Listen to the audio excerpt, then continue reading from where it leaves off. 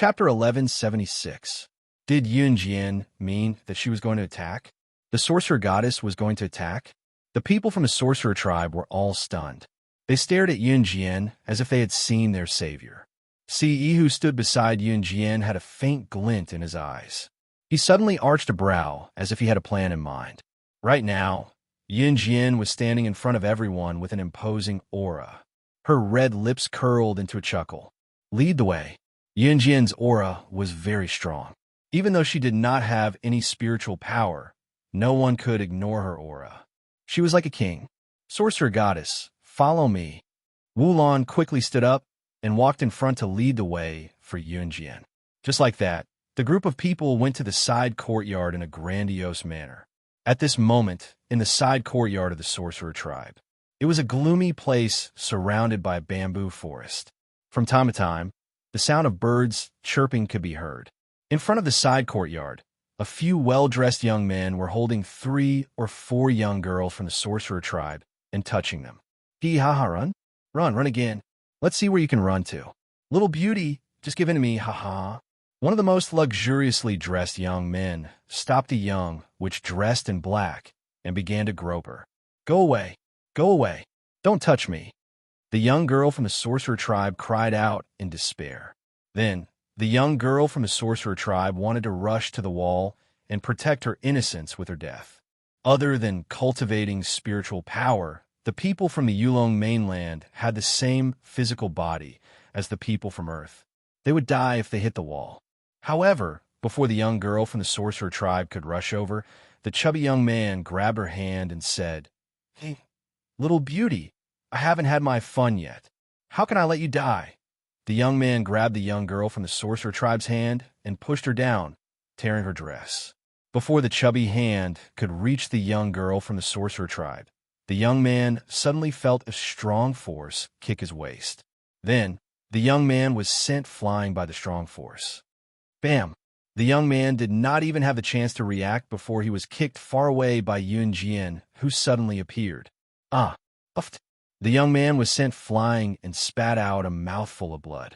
The other young men from the Morong family who wanted to defile the pure young girl from the sorcerer tribe were stunned. They were all shocked by Yun Jian's appearance. Little beauty, who are you? One of the young masters was the first to react. When he saw Yun Jian's pretty face, he nearly drooled. The young man from the sorcerer tribe who was kicked by Yun Jian stood up in less than 2 seconds. Looking at Yun Jian's beautiful face, the young man's heart was itching. However, when he thought of Yun Jian's kick, he wanted revenge no matter what. Thus, the young man wiped the blood from his mouth and said angrily to Yun Jian, Where did this little beauty come from? How dare you kick me? I'll teach you a lesson. As he spoke, the young man gathered his spiritual power and attacked Yun Jian. Lan Su, Wulon, and the rest who were following behind were shocked when they saw this. Yun Jian did not have any spiritual power. The sorcerer god had just returned. How could she fight against the Morong family? However, just as the young man gathered his spiritual power, his fist was already in front of Yun Jian. Chapter 1177. The moment the young man gathered his spiritual energy and hurled it at Yun Jian with a spiritual energy that only existed in Yulong mainland, Yun Jian was stunned. Just when he was 3 meters away from Yun Jian, the spiritual power surrounding the young master suddenly disappeared. However, the young master's fist was already swinging towards Yun Jian, and he could not retract it. In the Yulong continent, spiritual power was the most important thing.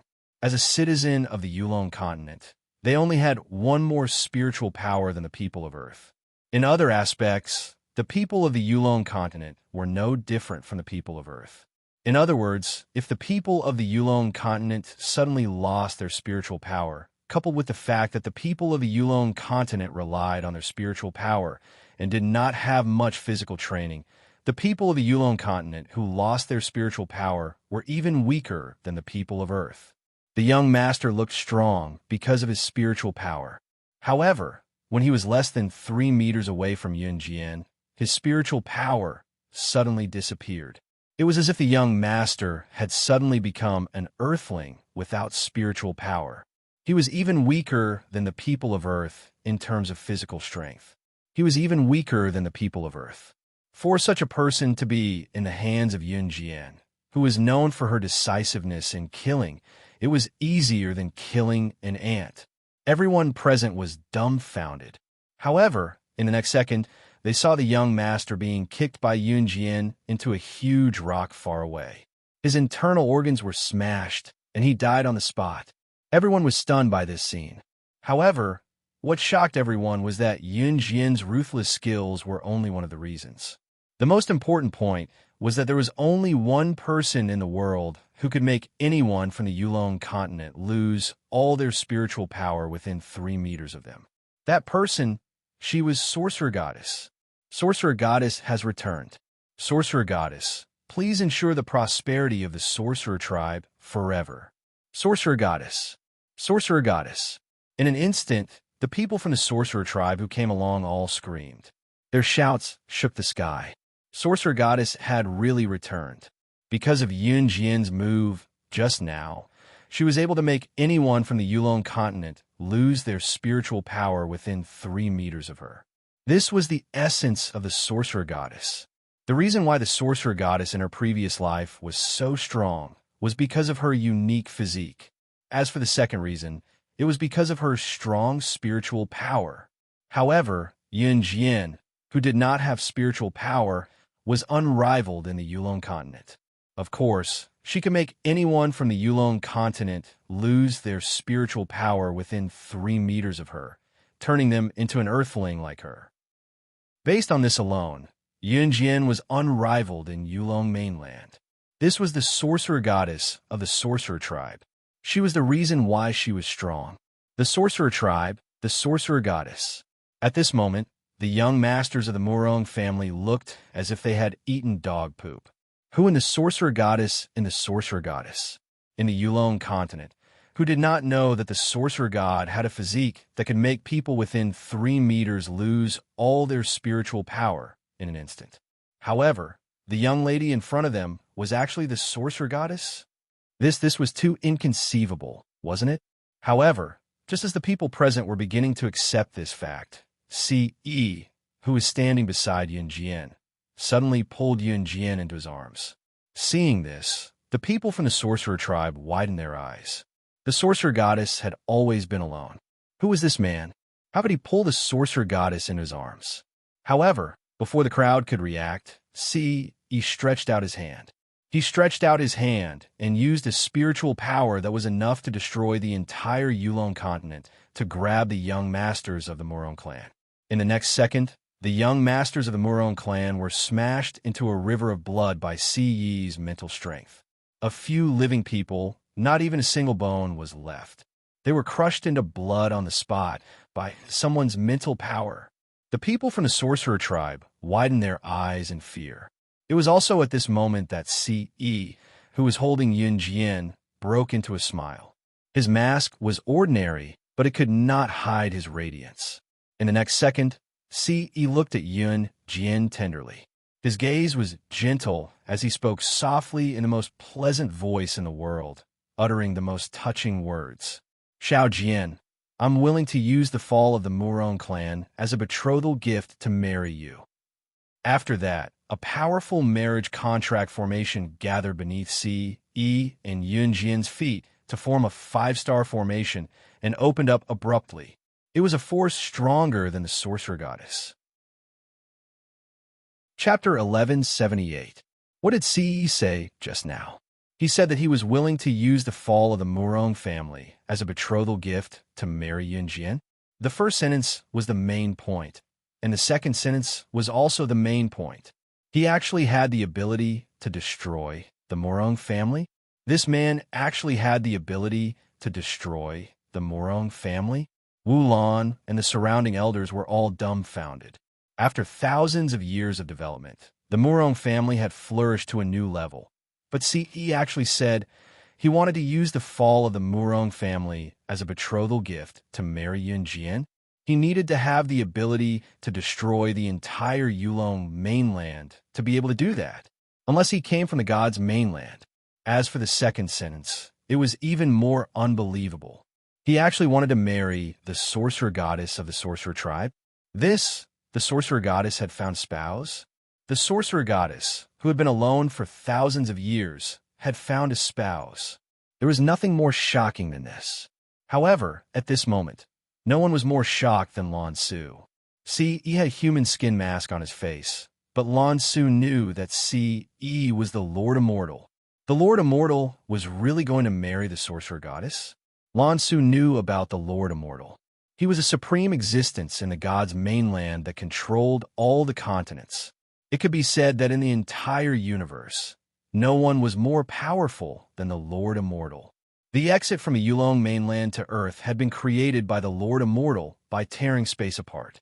This was something that was impossible in the universe, but the Lord Immortal had done it. Under the crowd's gaze, the 5-star light array beneath Ce and Yunjian's feet grew bigger and bigger. This 5-star light array was the marriage contract array.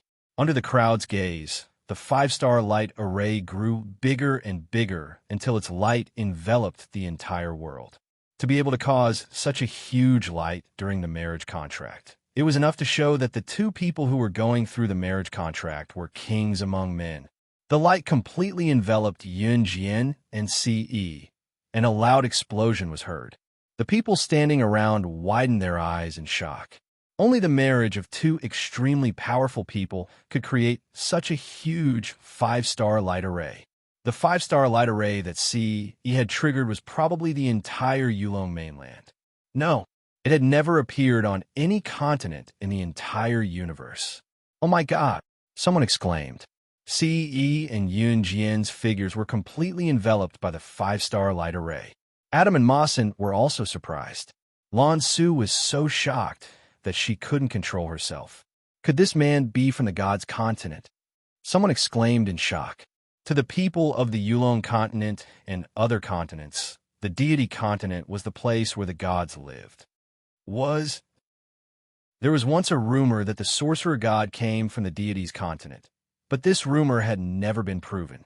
At this moment, the radiance of the light array began to fade, and the two figures became clear. Above the two of them, 2 silver marriage contract rings condensed. After a while, the 2 silver marriage contract rings flew into Yunjian and Ce's hands. The dazzling light gradually disappeared. A human skin mask fell to the ground.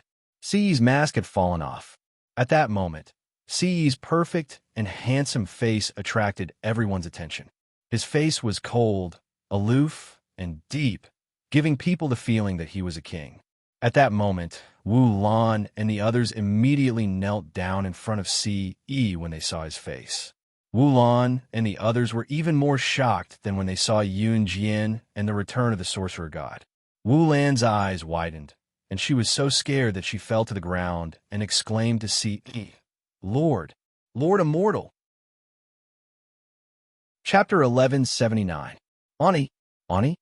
Wu Qing was taken aback by her aunt's action.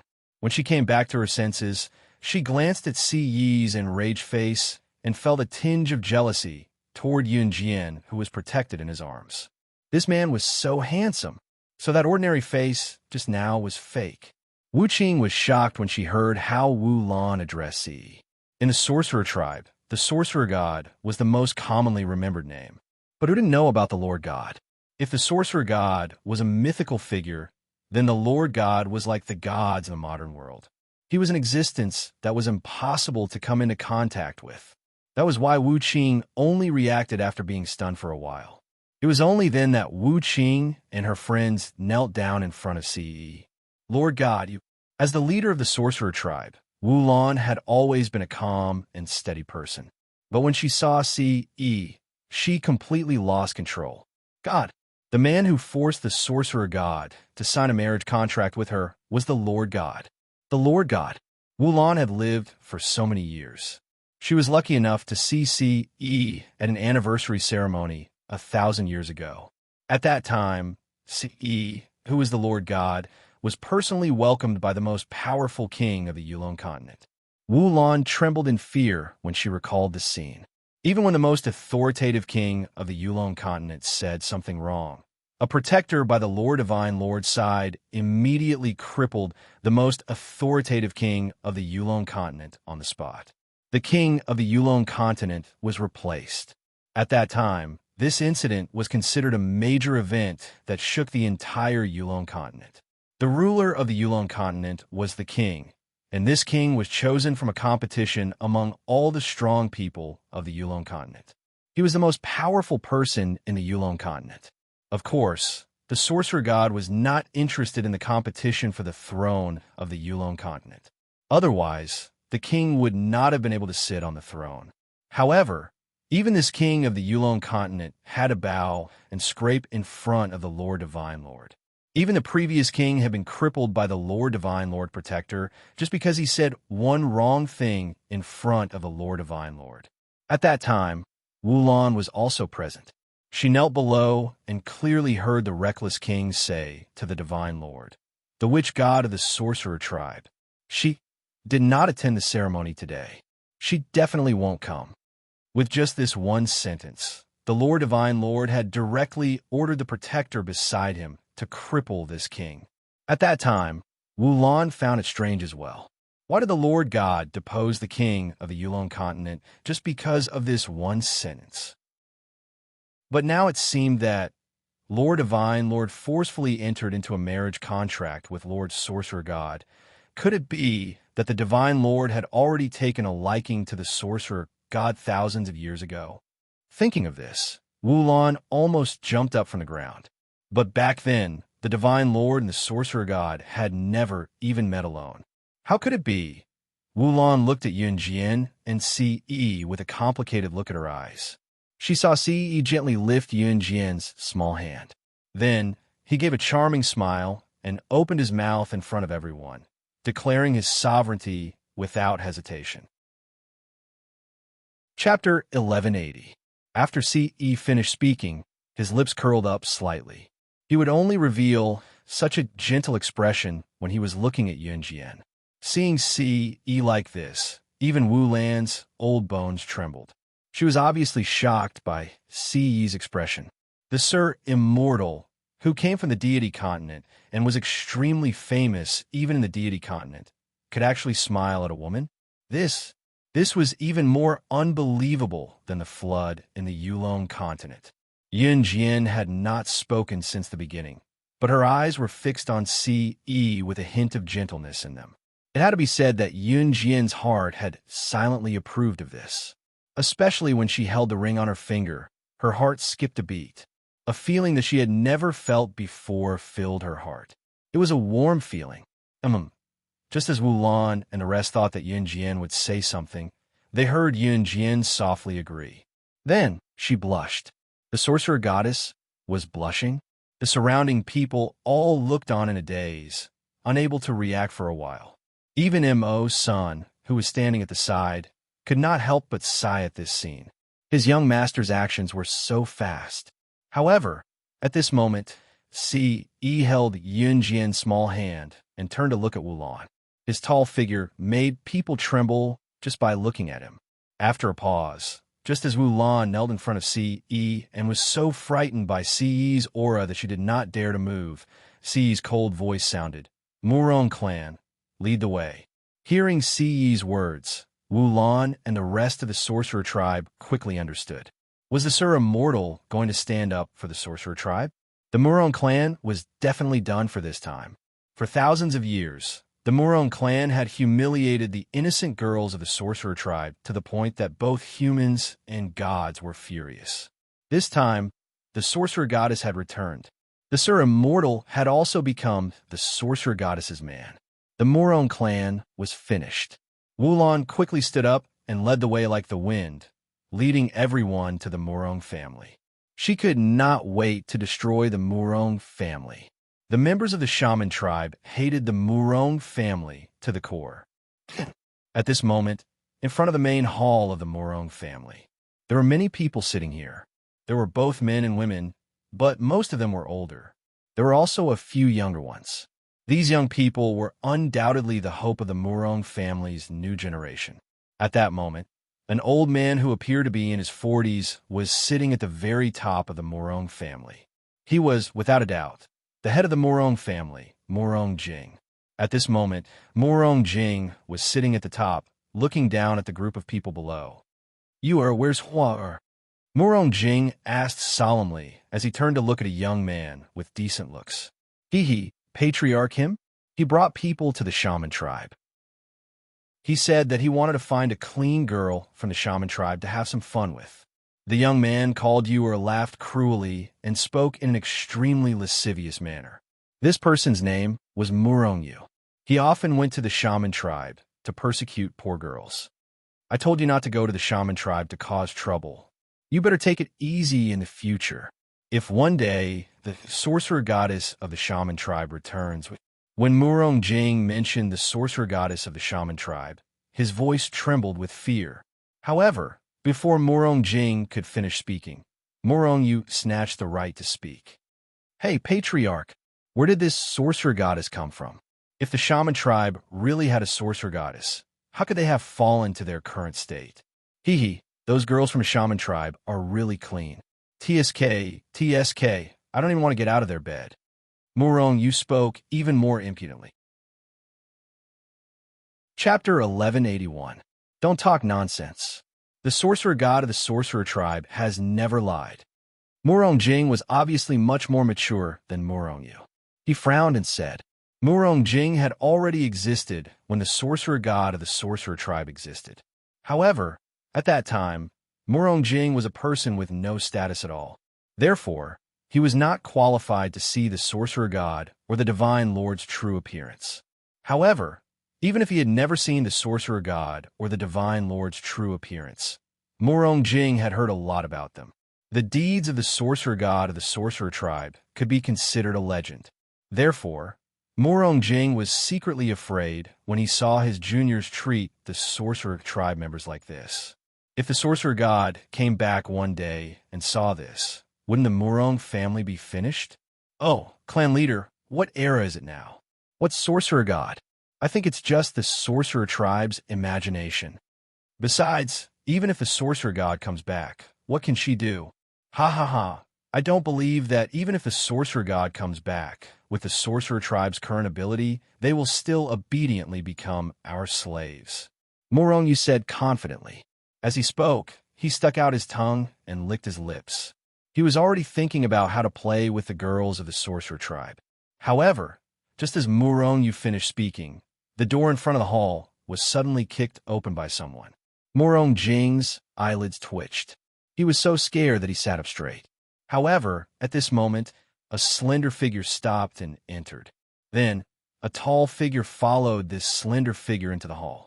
Behind them, many people dressed as sorcerer tribe members walked in. When Murong Jing saw this scene, his eyelids twitched, and he couldn't help but stand up. When he saw Yun Jian and Ce, who were the first to enter, Murong Jing frowned. He had never seen the sorcerer god, let alone had the right to see the divine lord. Therefore, Murong Jing didn't recognize them at all. When he saw the clan leader of the sorcerer tribe, Wulan, who was standing behind Yun Jian and Ce, Murong Jing stood up and walked over. Wulan, why did you bring a group of people and barge into the Murong family today? Murong Jing naturally had to show the imposing manner of a clan leader. Especially now, the Murong family was no longer the family with no status. The Murong clan was now one of the 4 aristocratic families of the Yulong continent. His status was different from before. Murong Jing's imposing voice made many of the Murong family members present feel respect for him. Their Murong family's patriarch was indeed different. Whether it was in terms of aura or strength, they were not to be underestimated. The Murong clan was indeed a dragon among men. As the Murong clan's influence grew, it wouldn't be long before they surpassed the #1 family in the Yulong continent and truly became the #1 family in the Yulong continent. At that time, they would completely turn the women of the shaman tribe into the Murong family slaves. Aside from being clean and pure, the women of the shaman tribe were all very beautiful. That was why the Murong tribe liked to attack the shaman tribe. However, just as Murong Jing was about to scold Wulan, another crisp female voice rang out. That's right, Wulan. Why? Today, I will destroy the Murong family on behalf of the shaman tribe. Chapter 1182. Yin Jian's words made Murong Jing's brows furrow tightly. Looking at the teenage girl in front of him, Murong Jing felt that this girl's aura was far above his own.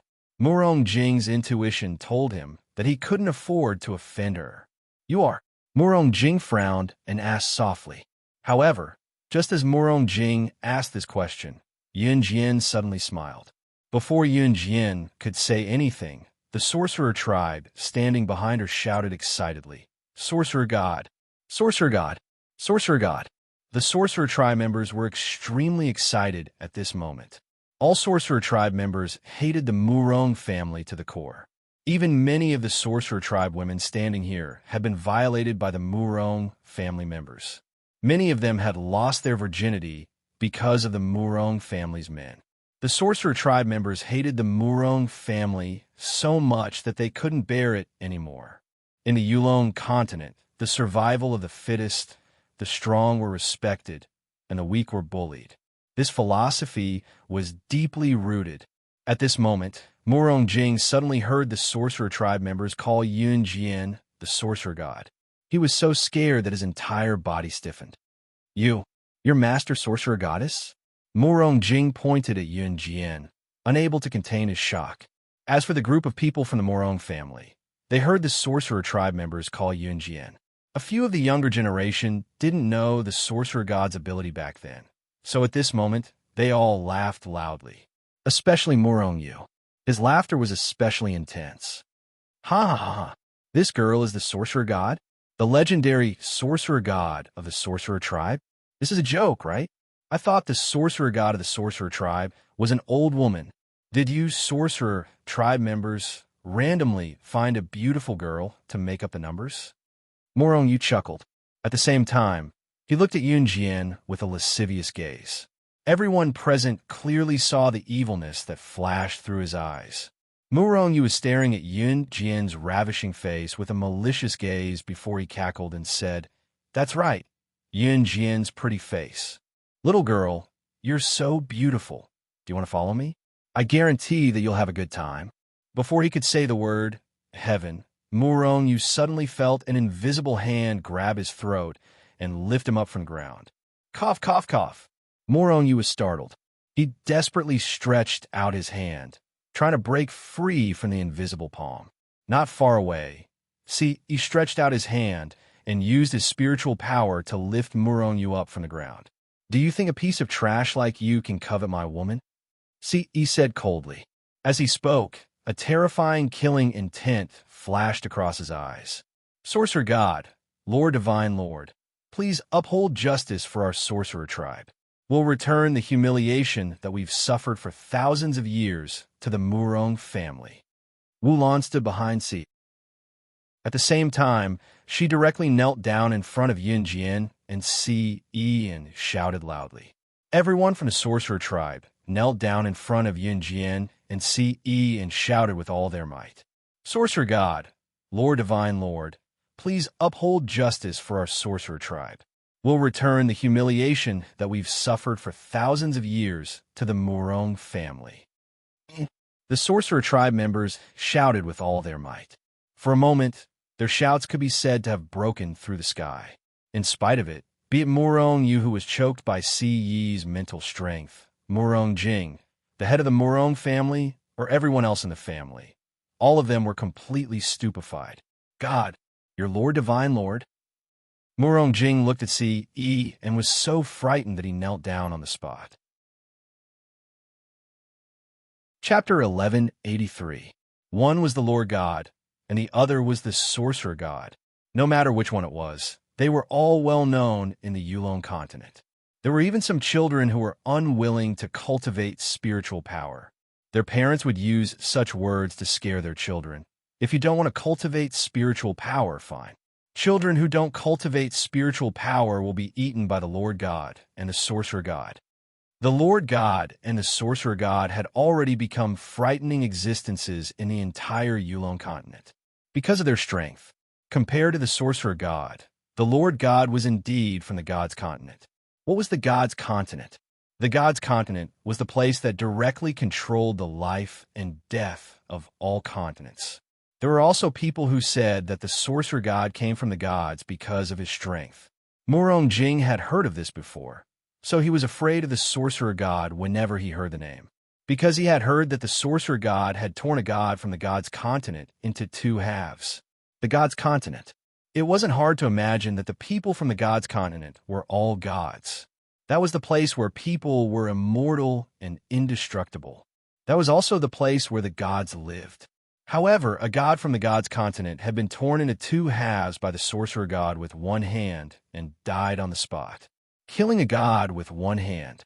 It was also from then on that the name of the sorcerer god spread. That was why Murong Jing was so scared when he heard the name of the sorcerer god. That was why the sorcerer god had become a terrifying existence in the hearts of countless people in the Yulong continent.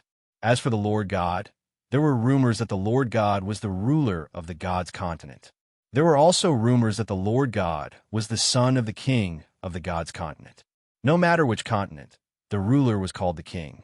There were many legends about the Lord God. Since the existence of the Yulong continent, the Lord God had never come to the Yulong continent more than 3 times. To the Lord God, this was a person that only existed in fantasy. Therefore, when Murong Jing heard that Ce was Lord Deity, the shock he felt was undeniable. God, Lord God, Lord God, spare my life. Murong Yu, who was suspended in the air by Ce's mind power, finally believed it. He had never felt such a powerful force. Such a powerful force was enough to destroy the entire Yulong continent. Murong Yu started to get scared, so he begged Ce for mercy. Do you think I'll let you off the hook for coveting my woman? Ce sneered. His handsome face attracted everyone's attention. No one had paid attention to Ce's words. Everyone was shocked by Ce's identity. Lord Divine Lord actually came here personally. Everyone present trembled in fear when they heard this. They didn't even think about what Ce had said. However, everyone present had clearly heard Ce's words. My woman, could it be the sorcerer god, Lord Divine Monarch, and Lord Sorcerer? It was then that Murong Jing's attention was drawn to the pair of silver rings on Yun Jian and Ce's fingers that were obviously a pair. You signed a marriage contract. Murong Jing was so scared that his whole body twitched. Lord Divine Lord and Lord Sorcerer God were married. Then Lord Divine Lord was one of the Sorcerer tribe. He thought about how the Murong family had dealt with the Sorcerer tribe. Murong Jing suddenly fell to the ground as if he was paralyzed. The words that came out of his mouth made everyone in the Murong family fall into despair. Retribution, retribution. The Murong family is doomed to be destroyed. Some of the younger generation were still unconvinced when they heard their clan leader say this. However, just as the younger generation was about to voice their dissatisfaction, Ce grabbed Murong Yu's hand and squeezed it with his bare hand. Murong Yu was lifted into the air and crushed. Not even his bones were left. He exploded into a river of blood in an instant. Seeing this bloody scene, the unconvinced younger generation of the Murong family were so scared that they all trembled and huddled together. Chapter 1184. Everyone present was shocked by the scene in front of them. Ce had actually crushed a living person so cruelly. Not even his bones were left behind. How powerful must he be to be able to do such a thing? He hadn't even gotten close to Murong Yu's body. He had crushed Murong Yu's entire body from a distance. Clan leader, save us. Clan leader, save us. The younger generation of the Murong family all gathered behind Murong Jing and desperately begged for help. They couldn't stop trembling. We were wrong. We won't dare to lay our hands on the sorcerer tribe anymore. Clan leader, please save us. Please save us. The younger generation of the Murong family were so frightened that they almost peed their pants. At this moment, they were all hiding behind Murong Jing and desperately begging for protection. When they had laid their hands on the innocent young girls of the sorcerer tribe, the younger generation of the Murong family had never shown mercy. A cruel, murderous intent flashed in Yunjian's eyes. She had not come to the Yulong mainland for the sorcerer tribe. She had heard that the mysterious person behind the Inferno Ring had come from the Yulong mainland. However, when she saw the sorcerer tribe being humiliated by the Murong family at this moment, she had a sudden urge to wipe out the entire Murong family. It was as if her bottom line had been violated. Today, I will use the blood of the Murong family to wash away the humiliation that the sorcerer tribe has suffered for thousands of years, Yunjian said coldly. At the same time, she pulled out the indestructible butterfly knife that she had obtained from Satana. Once the scabbard was unsheathed, Yunjian swung the butterfly knife and easily pointed it at the Murong family members in front of her. Her cold eyes seemed to have a strange luster, causing the younger generation of the Murong family to tremble. They were so frightened that their bodies twitched for a while. In spite of it, it was not Yunjian's action that alarmed the Murong family. It was when Murong Jing saw the knife in Yunjian's hand, his paralyzed body, which had been sitting on the ground, suddenly pulled himself together. That blade is the god vanquishing blade. When Murong Jing saw the saber in Yunjian's hand, he was as scared as a pug and was filled with awe. How is this possible? This god vanquishing blade is only a legendary artifact. Rumor has it that the person who possesses it can kill the gods of the gods' continent with his bare hands. Let's not talk about the Yulong continent. Even in the deity continent, the only one who can resist is probably the Lord Divine Lord. Murong Jing looked at the butterfly knife in Yunjian's hand and was so scared that his whole body twitched. After hearing Murong Jing's words, the people around them all turned pale with fright. Everyone in the Yulong continent had heard of the Godslayer blade because it was a legendary artifact. Those who possessed it could even kill gods from the gods' continent at will. Therefore, when they heard what Murong Jing said, they all straightened their bodies. The god vanquishing blade was a legendary divine weapon. It was just like the legendary treasures of the immortals on Earth. It was something that did not exist in this world. It was a legendary item, but today it actually appeared. With Murong Jing as the leader, everyone from the Murong family and the witch tribe were stunned. Yunjian was also a little shocked, but she never showed it on her face. She did not expect that the family heirloom of the Satana family was a divine weapon from the gods' continent. A divine weapon that could kill gods. Chapter 1185. Yunjian did not notice the gentle look in Siyi's eyes. She was holding the knife with her right hand and was in a daze. The god vanquishing blade referred to the god vanquishing blade of this butterfly knife. This was because the original knife was not a butterfly knife, but a dagger. It had turned into a butterfly knife because Satana had personally made this dagger into a butterfly knife. Yunjian had initially thought that this knife was only handy and extremely sharp. Now, it seemed that this was not the case. God vanquishing blade? Why did she feel like she had heard this name somewhere before? Then, Yunjian's eyes flashed. She suddenly thought of Siyi's actions just now. He did not lose his powers. He even forcefully activated the marriage contract array and forced her to sign a marriage contract with him. Yunjian's face turned slightly red at the thought of this. However, she quickly regained her senses. She was about to ask Siyi when she paused. After all, there were too many people here. Some things were not easy to ask. Furthermore, the Murong family members were still alive and well in this world. When Murong Jing saw the god-vanquishing blade in Yunjian's hand, he felt even more hopeless. He thought about how the Murong family had committed crimes against the sorcerer tribe for thousands of years. Was it really going to fall today? Just as Murong Jing was thinking about this, Wu Lan and the rest of the sorcerer tribe were extremely excited. The sorcerer god had returned with glory. The glorious era of the sorcerer tribe was about to arrive. Sorcerer god, Sir Divine Lord, please uphold justice for the sorcerer tribe. We will return the humiliation that we have suffered for thousands of years to the Murong family. With Wu Lan as the leader, the rest of the sorcerer tribe looked at Yunjian and Siyi. They knelt down again and shouted in unison. The humiliation that the sorcerer tribe had suffered would be returned to the Murong family today. When Yunjian heard the shouts of the sorcerer tribe behind her, she suddenly placed the blade of the butterfly knife in front of her. Then, her red lips curled into a red arc. She simply blurted out a word that would determine the fate of the Murong family. Kill. With the Lord Shaman and Lord Divine Lord leading the battle between the shamans and the Murong clan was about to begin. After hearing Yunjian's words, the sorcerer tribesmen who were kneeling behind Yunjian and Ce all stood up and charged into the Murong family with an imposing manner. As for the Murong clan, they were at a disadvantage from the very beginning because their momentum was weaker. However, just as the battle began and Yunjian was about to step forward, Ce pulled Yunjian back with her left hand. At the same time, Ce stretched out her right hand. Just like that, a huge invisible force was formed. His outstretched palm suddenly clenched. In the next second, a horrifying scene took place. Everyone in the Murong family seemed to have been lifted up by someone's hand.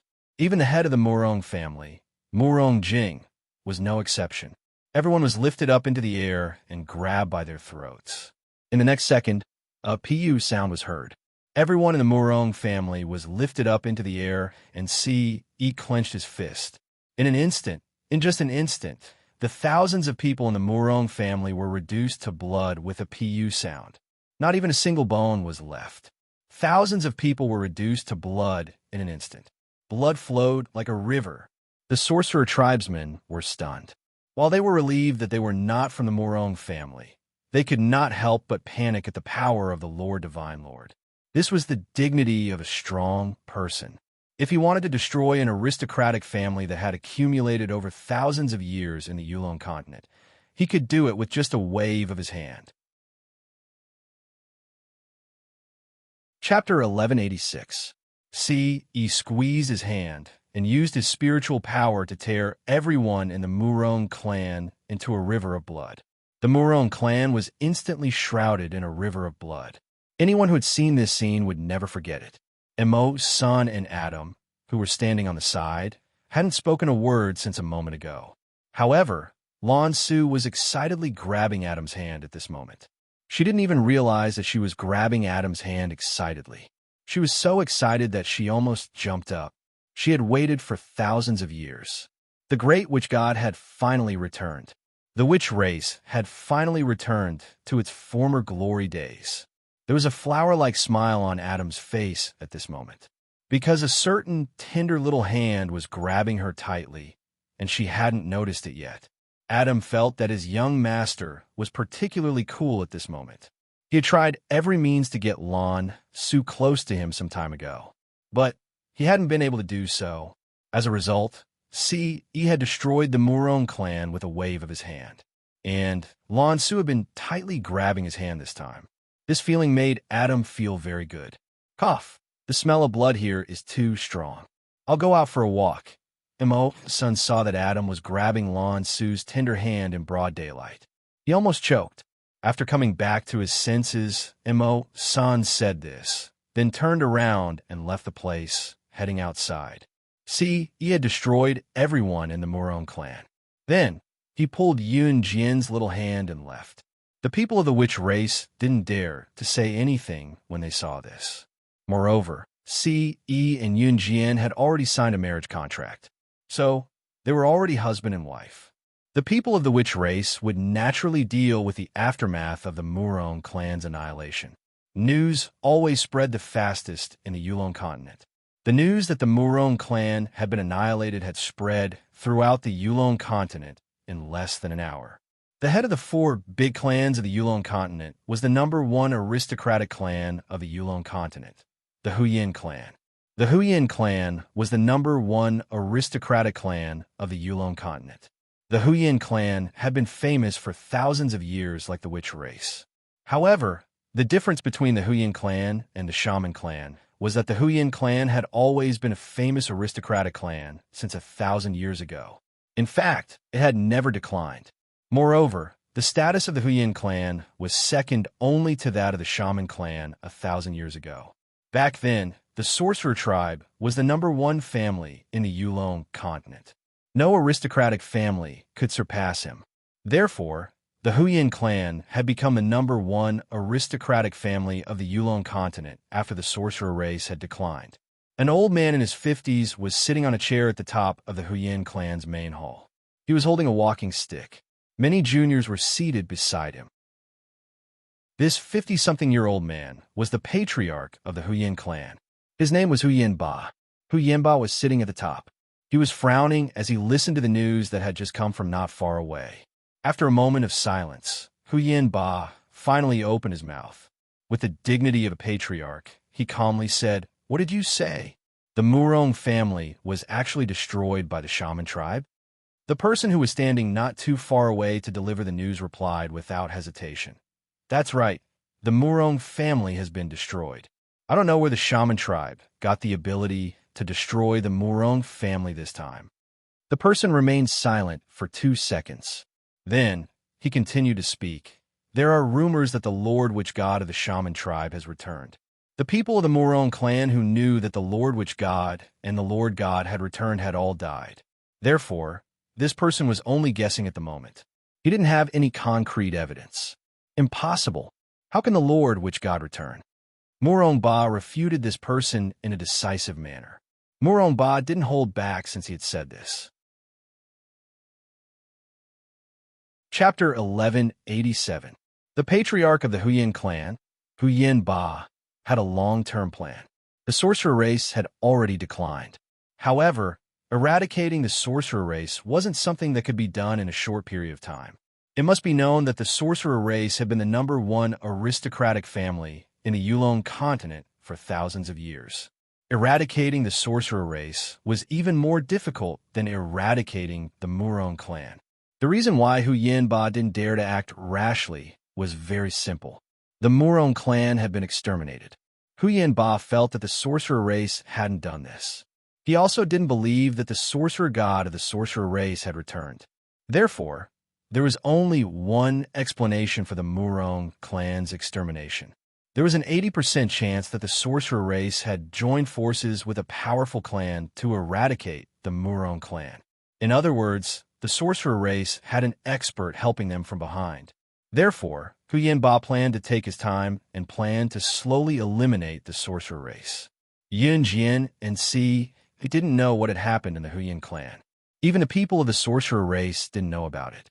Eradicating the Murong clan meant that the sorcerer race wouldn't be suppressed in the future. They could pick themselves up again.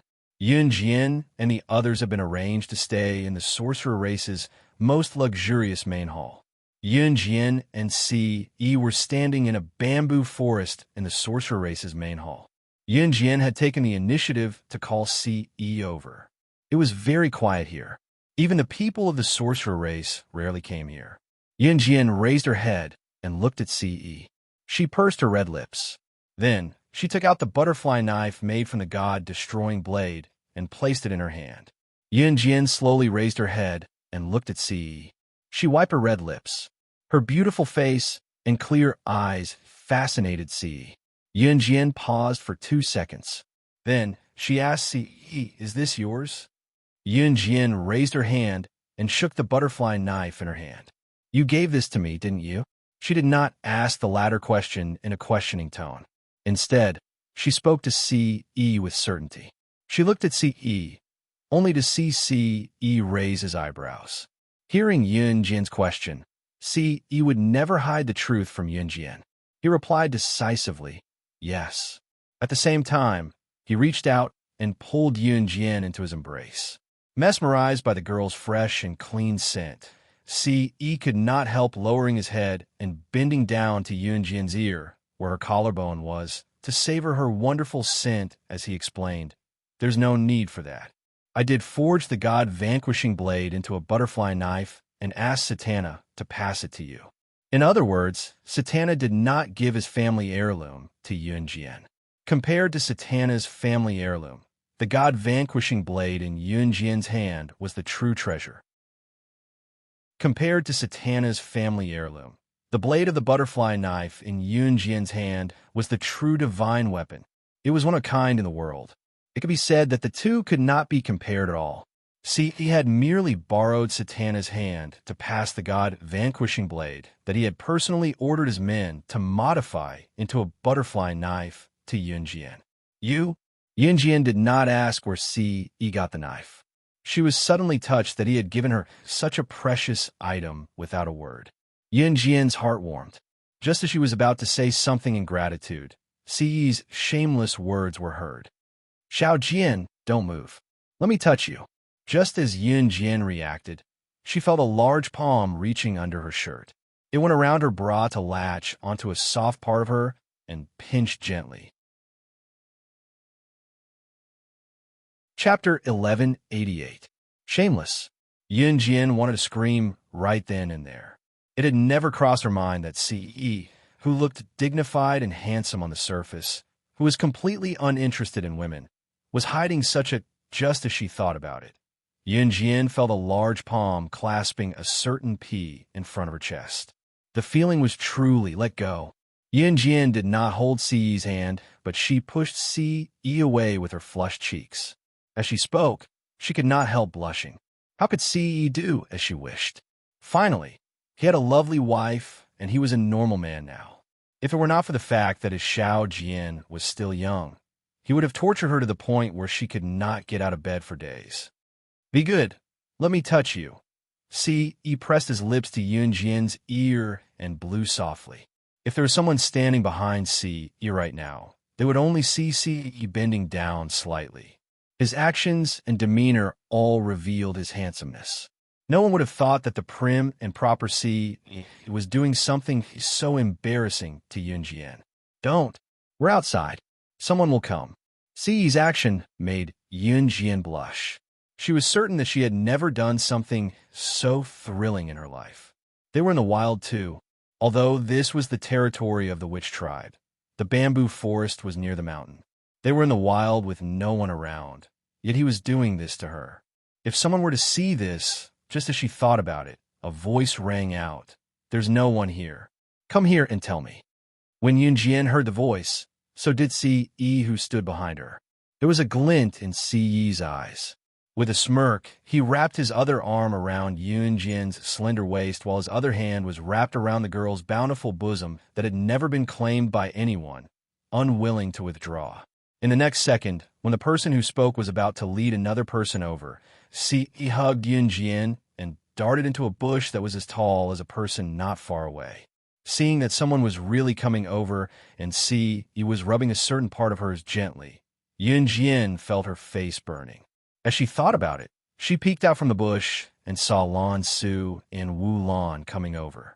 It was obvious that Wu Lan was the one who spoke just now. Wu Lan was the leader of the sorcerer tribe and had led the sorcerer tribe for thousands of years. Hence, she had a lot of authority in the sorcerer tribe. Lan Su followed them. She and Wu Lan did not notice Yunjian and Ce, who were hiding in the bush. At this moment, Wu Lan walked over and turned to look at Lan Su. Suddenly, Wu Lan's gaze sharpened. At the same time, Wu Lan walked forward and grabbed Lan Su's hand, exposing Lan Su's wrist. However, Lan Su's wrist was white and tender. There was nothing on it. "Where's your chastity sand?" Wu Lan suddenly raised her voice. She sounded a little angry. Lan Su did not answer. She turned her head and looked to the side. After a long pause, Lan Su laughed mockingly and said, "What's the difference between having the chastity sand and not having it?" Wu Lan suddenly clenched her fists and frowned at Lan Su. "Have you forgotten the rules of the sorcerer tribe? Who is that man? Find him and kill him." "I did it willingly," Lan Su suddenly said. "Are you crazy?" Wu Lan roared at Lan Su. "I'm not crazy. Please don't come looking for me again. This is my business, and it has nothing to do with a stranger like you." Lan Su glanced at Wu Lan and prepared to leave. Chapter 1189. Wu Lan's last sentence made Yunjian's eyelids twitch. She did not expect Wu Lan to be Lan Su's biological mother. Yunjian did not have the sorcerer god's memories, so she did not know if the sorcerer god knew about this. But after hearing Wu Lan's words, Yunjian was still shocked. At this moment, She had forgotten that a certain pig trotter was still doing evil to her. In the distance, Lan Su's wrist was grabbed by Wu Lan. When she heard Wu Lan's last sentence, Lan Su's entire body clearly froze. Then, Lan Su mercilessly slapped away Wu Lan's hand that was grabbing her wrist. She said to Wu Lan, "Who I want to be with is my business. From the moment you abandoned me and refused to acknowledge me, we no longer have anything to do with each other." With that, Lan Su walked away without looking back. Wu Lan, who was standing in the distance, froze. A pained expression covered her face. Just as Lan Su was about to leave, Wu Lan shouted in the direction where Lan Su was about to disappear. "It's fine if you don't acknowledge me. I'm the one who has wronged you. But you can't let our people know that you've lost your virginity." As a mother, this was her advice to Lan Su. Wu Lan knew that she was being selfish. She was the leader of the sorcerer tribe. She should have said this immediately, because this was the rule of the sorcerer tribe. But she could not let her daughter be in a dilemma. Wu Lan stood there and pondered for more than 10 minutes. In these 10 minutes, Yunjian did not dare to make sound. This allowed Ce to take advantage of her. After Wu Lan left, Ce brought Yunjian out of the bushes. In spite of it, Yunjian's top was disheveled. If anyone saw this, they would think that she and Ce had done something. By the time Yunjian and Ce returned to the sorcerer tribe's main hall, the banquet had already begun. The people of Yulong continent still needed to eat and drink, just like the people on Earth. Apart from having a constitution that allowed one to cultivate, as well as being able to easily live for over 1,000 years as long as one cultivated. His other physiques were exactly the same as those of the people on Earth. After dinner, Yunjian asked Wu Lan some questions. She came here to find the whereabouts of the mysterious man. Moreover, Yunjian did not intend to stay for long this time. Hearing that Yunjian would soon return to Earth, Wu Lan and the people of the sorcerer tribe were disappointed. Wu Lan even asked symbolically, "Sorcerer God, will you return to the sorcerer tribe?" Wu Lan asked. Looking at Lan Su's pleading face, Yunjian couldn't help but nod. "I'll come again." She came here just to inquire about the whereabouts of the mysterious man. She would leave after staying for a few days. While talking, Wu Lan promised Yunjian to keep an eye on the whereabouts of the mysterious man. The dinner was soon over. When it was time for bed, Yunjian slept in her own room. Ce slept in the main room as well, which was right beside Yunjian's room. Just as Yunjian pulled the blanket over herself and lay down. However, she felt herself being hugged by a firm chest. The familiar scent meant that the person who hugged her must be Ce. "What are you doing here?" Yunjian blushed once she recalled what happened in the bamboo forest today and pushed Ce away. "Xiao Jian, it's our wedding night today. Where else can I go if I'm not here?"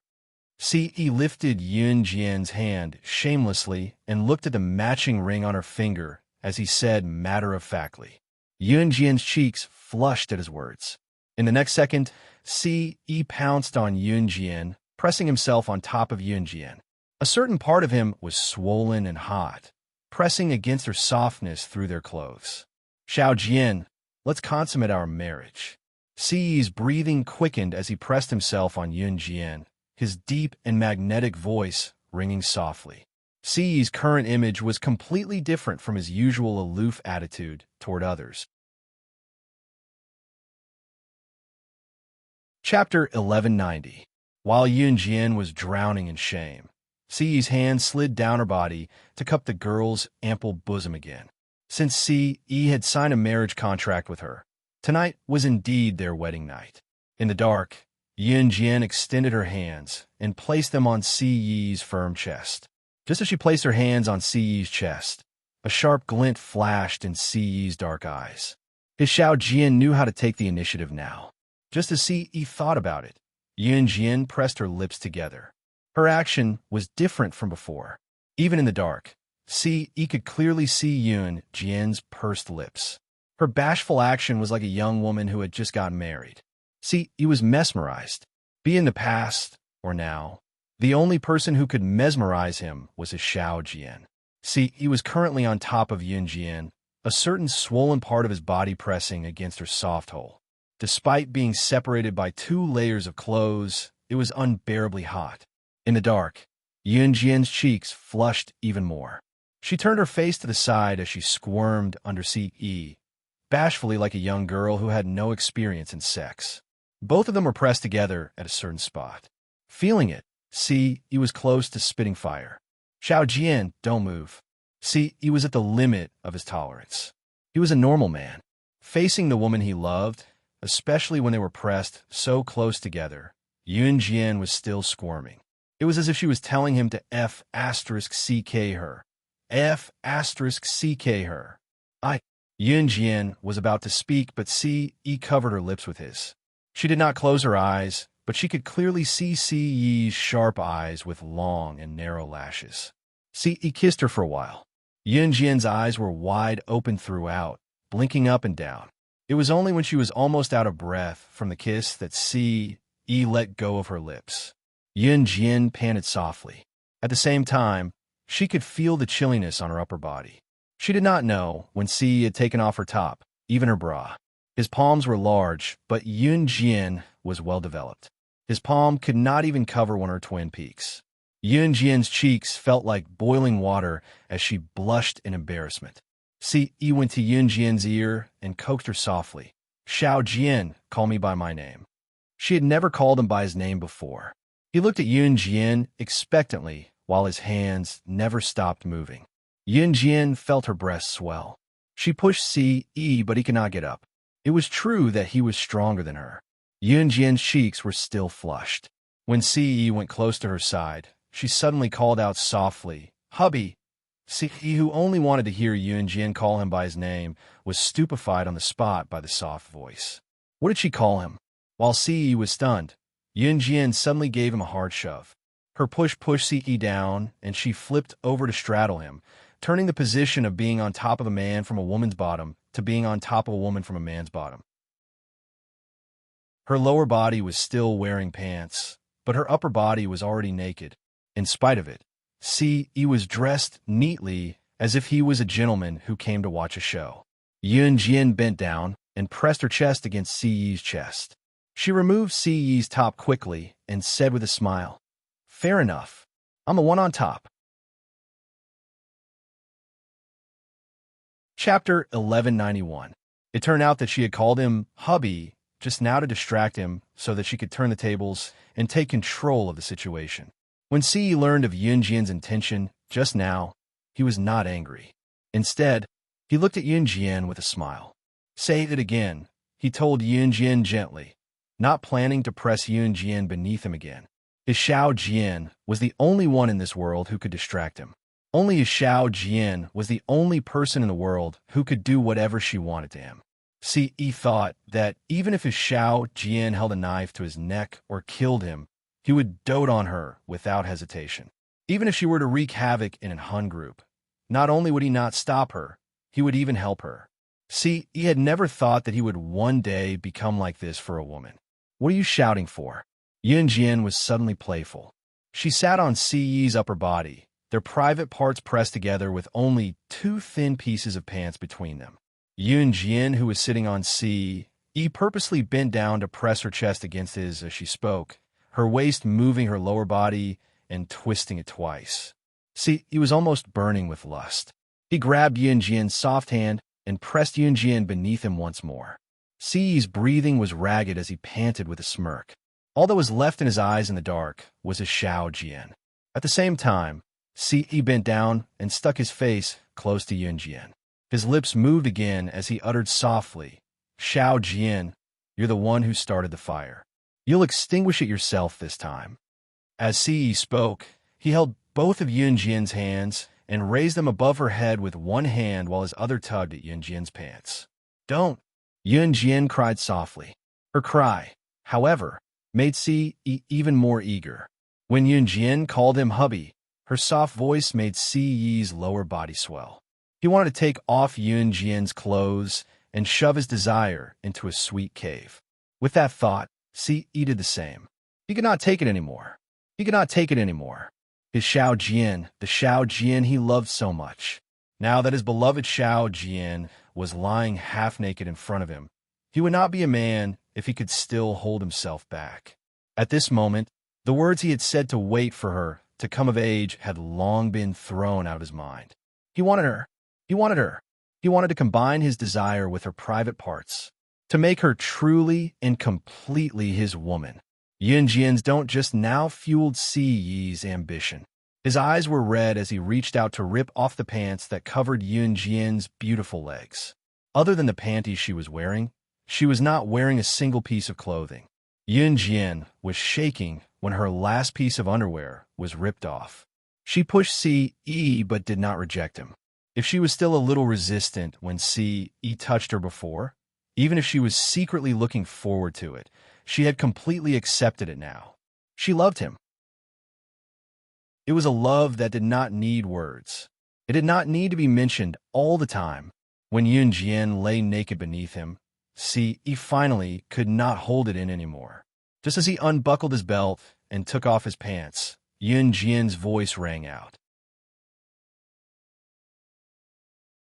Chapter 1192.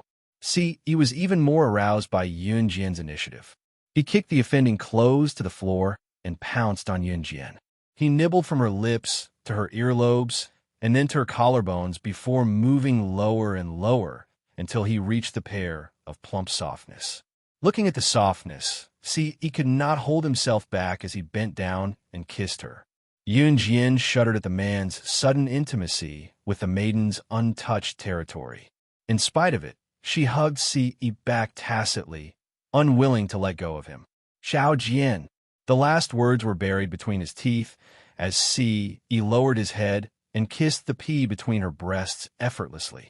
His desire was once again delayed until it was pulled to the highest point. It was also at that moment that Yunjian let out a moan that she did not even know what it was.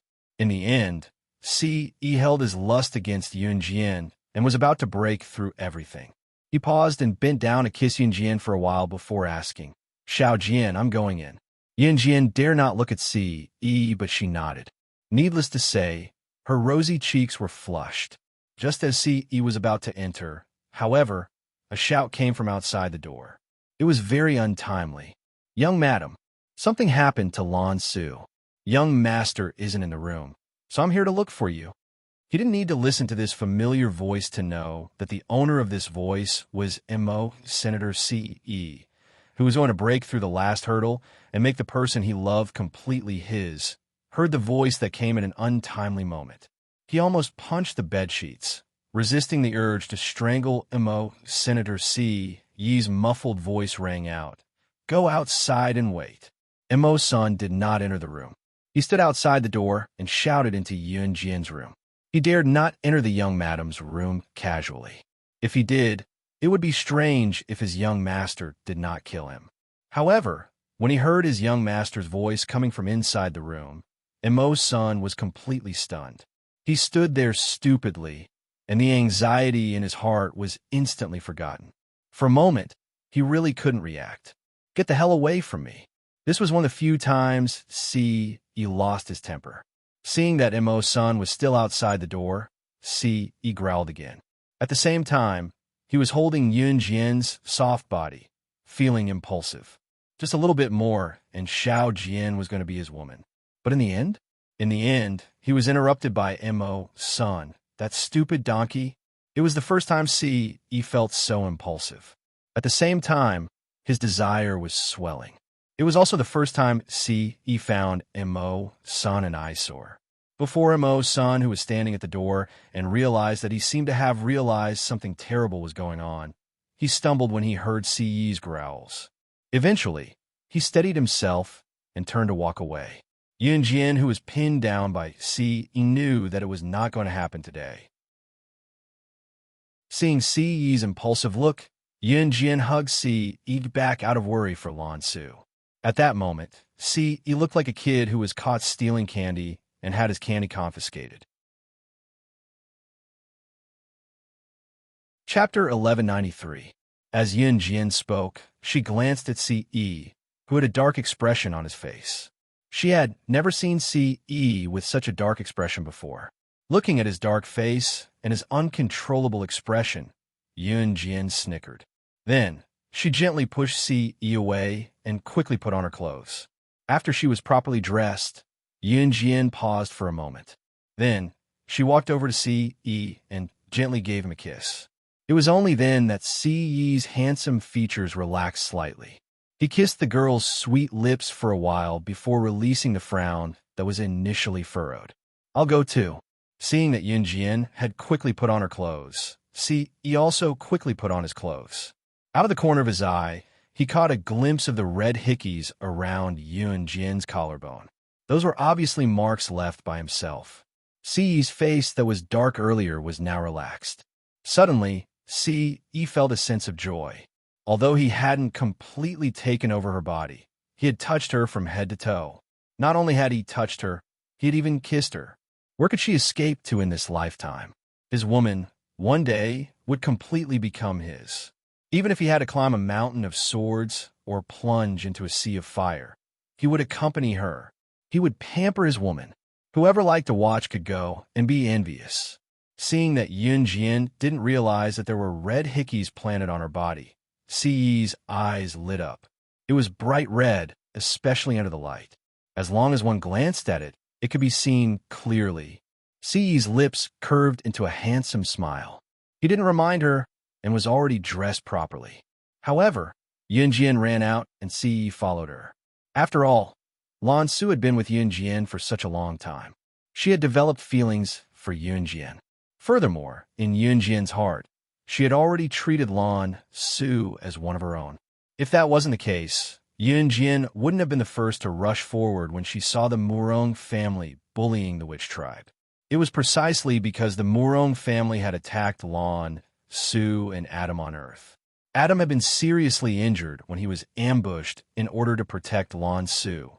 It was also because of this that Yunjian had a bad premonition when she recalled the conversation between Lan Su and Wu Lan in the bamboo forest.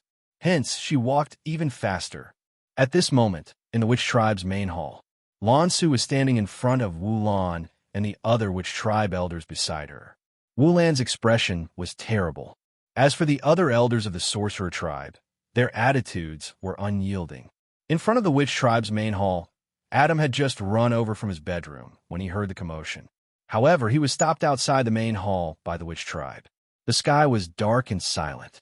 When Adam was stopped, Yunjian had already walked over with Ce. Seeing Yunjian, the witch tribe maid who stopped Adam immediately let them in. "Sir God and Lord Witch God, please enter." Yunjian understood. Just as she walked in with Ce, she saw Adam and Mo's son, who had rushed over, being stopped by the witch tribe maid again. "Let them in," Yunjian ordered. The witch tribe maid didn't dare to disobey and immediately let them in. When Yunjian and the rest walked into the main hall, they saw Lan Su standing in front of a group of people. Among them, an extremely ugly-looking elder was pointing at Lan Su and scolding her. "Losing your chastity before marriage. To think that you are the sorcerer god's protector. Losing your chastity mark before marriage is such an insult to public morals. Who allowed you to do this?" The female elder's words were very unpleasant. Just as the female elder spoke, however, Yunjian's voice that was sharper and more forceful was heard. Chapter 1194. These elders of the sorcerer tribe were very pedantic in their thinking. To put it bluntly, they were comparable to the old antiques of Country Z on Earth. From some perspectives, the elders of the sorcerer tribe were even more exaggerated than the older generation of Country Z. Although the sorcerer goddess was older than the tribe leader and was the most powerful existence in the sorcerer tribe, there are always some people who felt that they could lecture her from the perspective of an elder. Even because Yunjian looked younger, these elders of the sorcerer tribe were like Yunjian's teachers and wanted to lecture Yunjian in every possible way. Some of them even thought, if I say these words now, these young people will definitely know and understand me in the future. Then, they will repay me with a grateful attitude. Just like this elder of the sorcerer tribe just now. The elder who said that Lan Su was indecent did not have a surname. The people of the sorcerer tribe all called her Elder Kong. Her name was Kong. Elder Kong felt that she was teaching Lan Su in such a tone because she was doing it for Lan Su's good. However, Lan Su had forgotten one thing. Lan Su had treated her own beliefs as the absolute right, but she had once denied Lan Su's own beliefs. Elder Kong even thought that she did not need to use the tone of an elder to lecture Lan Su. She stood up and said that it was for Lan Su's good. Elder Kong said that so that Lan Su would understand her good in the future when she found out that everything she said was correct. However, Elder Kong did not know that Yun Jian hated people like her the most. Elder Kong stood up and said that Lan Su was not right. In fact, her main purpose was to curry favor in front of the sorcerer goddess. However, she expressed it in a way that she thought Yun Jian would feel good about. Elder Kong did not know that Yun Jian hated her behavior very much. Hence, after hearing what Yun Jian had said, Elder Kong turned around and lectured Yun Jian, sorcerer goddess. Although you're the savior of our sorcerer tribe and the future of our sorcerer tribe, you are still a sorcerer tribe. But what I said was all for the sake of Lan Su. The women of the shaman tribe should abide by their duties. If the young women of the shaman tribe who lost their chastity before marriage were raped by the people of the Morong family, it would be irreversible. But Lan Su has broken the rules of our shaman tribe. So according to our rules, she should shut up. Old thing, if you keep talking, I'll turn you into a dead man in the next second. Yun Jian suddenly scolded. At the same time, she took out the god-vanquishing blade butterfly knife and placed it in front of Elder Kong. Don't think that I won't kill you just because you're an elder of the shaman tribe. Don't forget, I don't even remember what the shaman tribe is. Let's not talk about you. If anyone from the shaman tribe dares to disobey me, I'll kill them all right now. Yun Jian was arrogant, extremely arrogant. Her words could not hide her arrogant tone. She held the knife and pointed it at Elder Kong. That was right. No one could disobey her. No one had the right to criticize her. No one had the right to criticize her in front of her. This was the dignity of the sorcerer goddess. Perhaps it was because he had lived a carefree life for thousands of years that Elder Kong had long forgotten the arrogance of the sorcerer goddess. It was because she was strong. That was why she was arrogant. Her words were like the sky in the entire shaman tribe, in the entire Yulong mainland. That was an imperial edict. Everyone present was suddenly shocked by Yun Jian's actions, especially Elder Kong.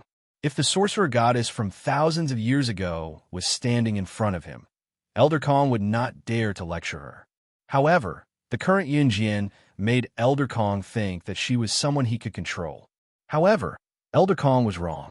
When Yun Jian pointed the god-vanquishing blade at Elder Kong was so frightened that he almost knelt down.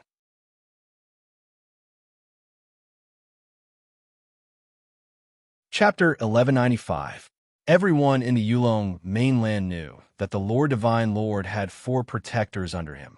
There was no need to mention the Lord Divine Lord's own strength. Any one of the 4 protectors under him was enough to suppress everyone present.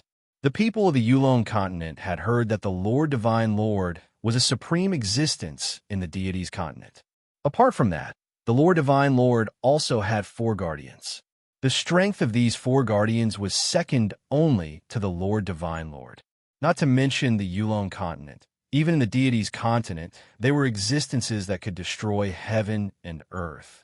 Hence, it was not difficult to see that when Elder Kong saw Adam reveal his true appearance, she, who had originally wanted to mock Lan Su for finding a nameless junior, immediately stopped talking. She had originally thought that Lan Su had given her virginity to a man who had appeared out of nowhere. Who would have known that this man was the Lord Divine Lord's guardian? It was said that in the God's continent, other than the Lord Divine Lord, the Lord Divine Lord's 4 great protectors were the rulers of the God's continent. As long as the Lord Divine Lord didn't take action, the Lord Divine Lord's 4 great protectors could make any decision on behalf of the Lord Divine Lord. Moreover, each of them had the ability to destroy heaven and earth. One of the 4 guardians from the deity's continent, the rumored hot-tempered Adam, was actually the man who had taken Lan Su's virginity. In this case, there was no need to talk about the rules of the sorcerer tribe. The people of the sorcerer tribe worshipped Adam, like how they worshipped the Lord Divine Lord. How could they dare to take action against Lan Su? TSK, what a joke. Elder Kong's entire body trembled. She was thinking that it was a good thing that she did not say anything that would consign her to eternal damnation. However, it was also at this moment that Elder Kong suddenly felt her throat tighten. In the next second, Elder Kong's throat was tightly gripped by an invisible hand. Everyone present was shocked when Elder Kong was lifted up into the air. However, when they saw Ce, who was not far away, use his mental strength to lift Elder Kong up, everyone present was terrified. Ce's face was terrifyingly dark. After using his mental strength to lift Elder Kong up, he threw her out fiercely. Elder Kong was already an old woman, so after being flung by Ce, she was thrown onto a bench not far away from the main hall.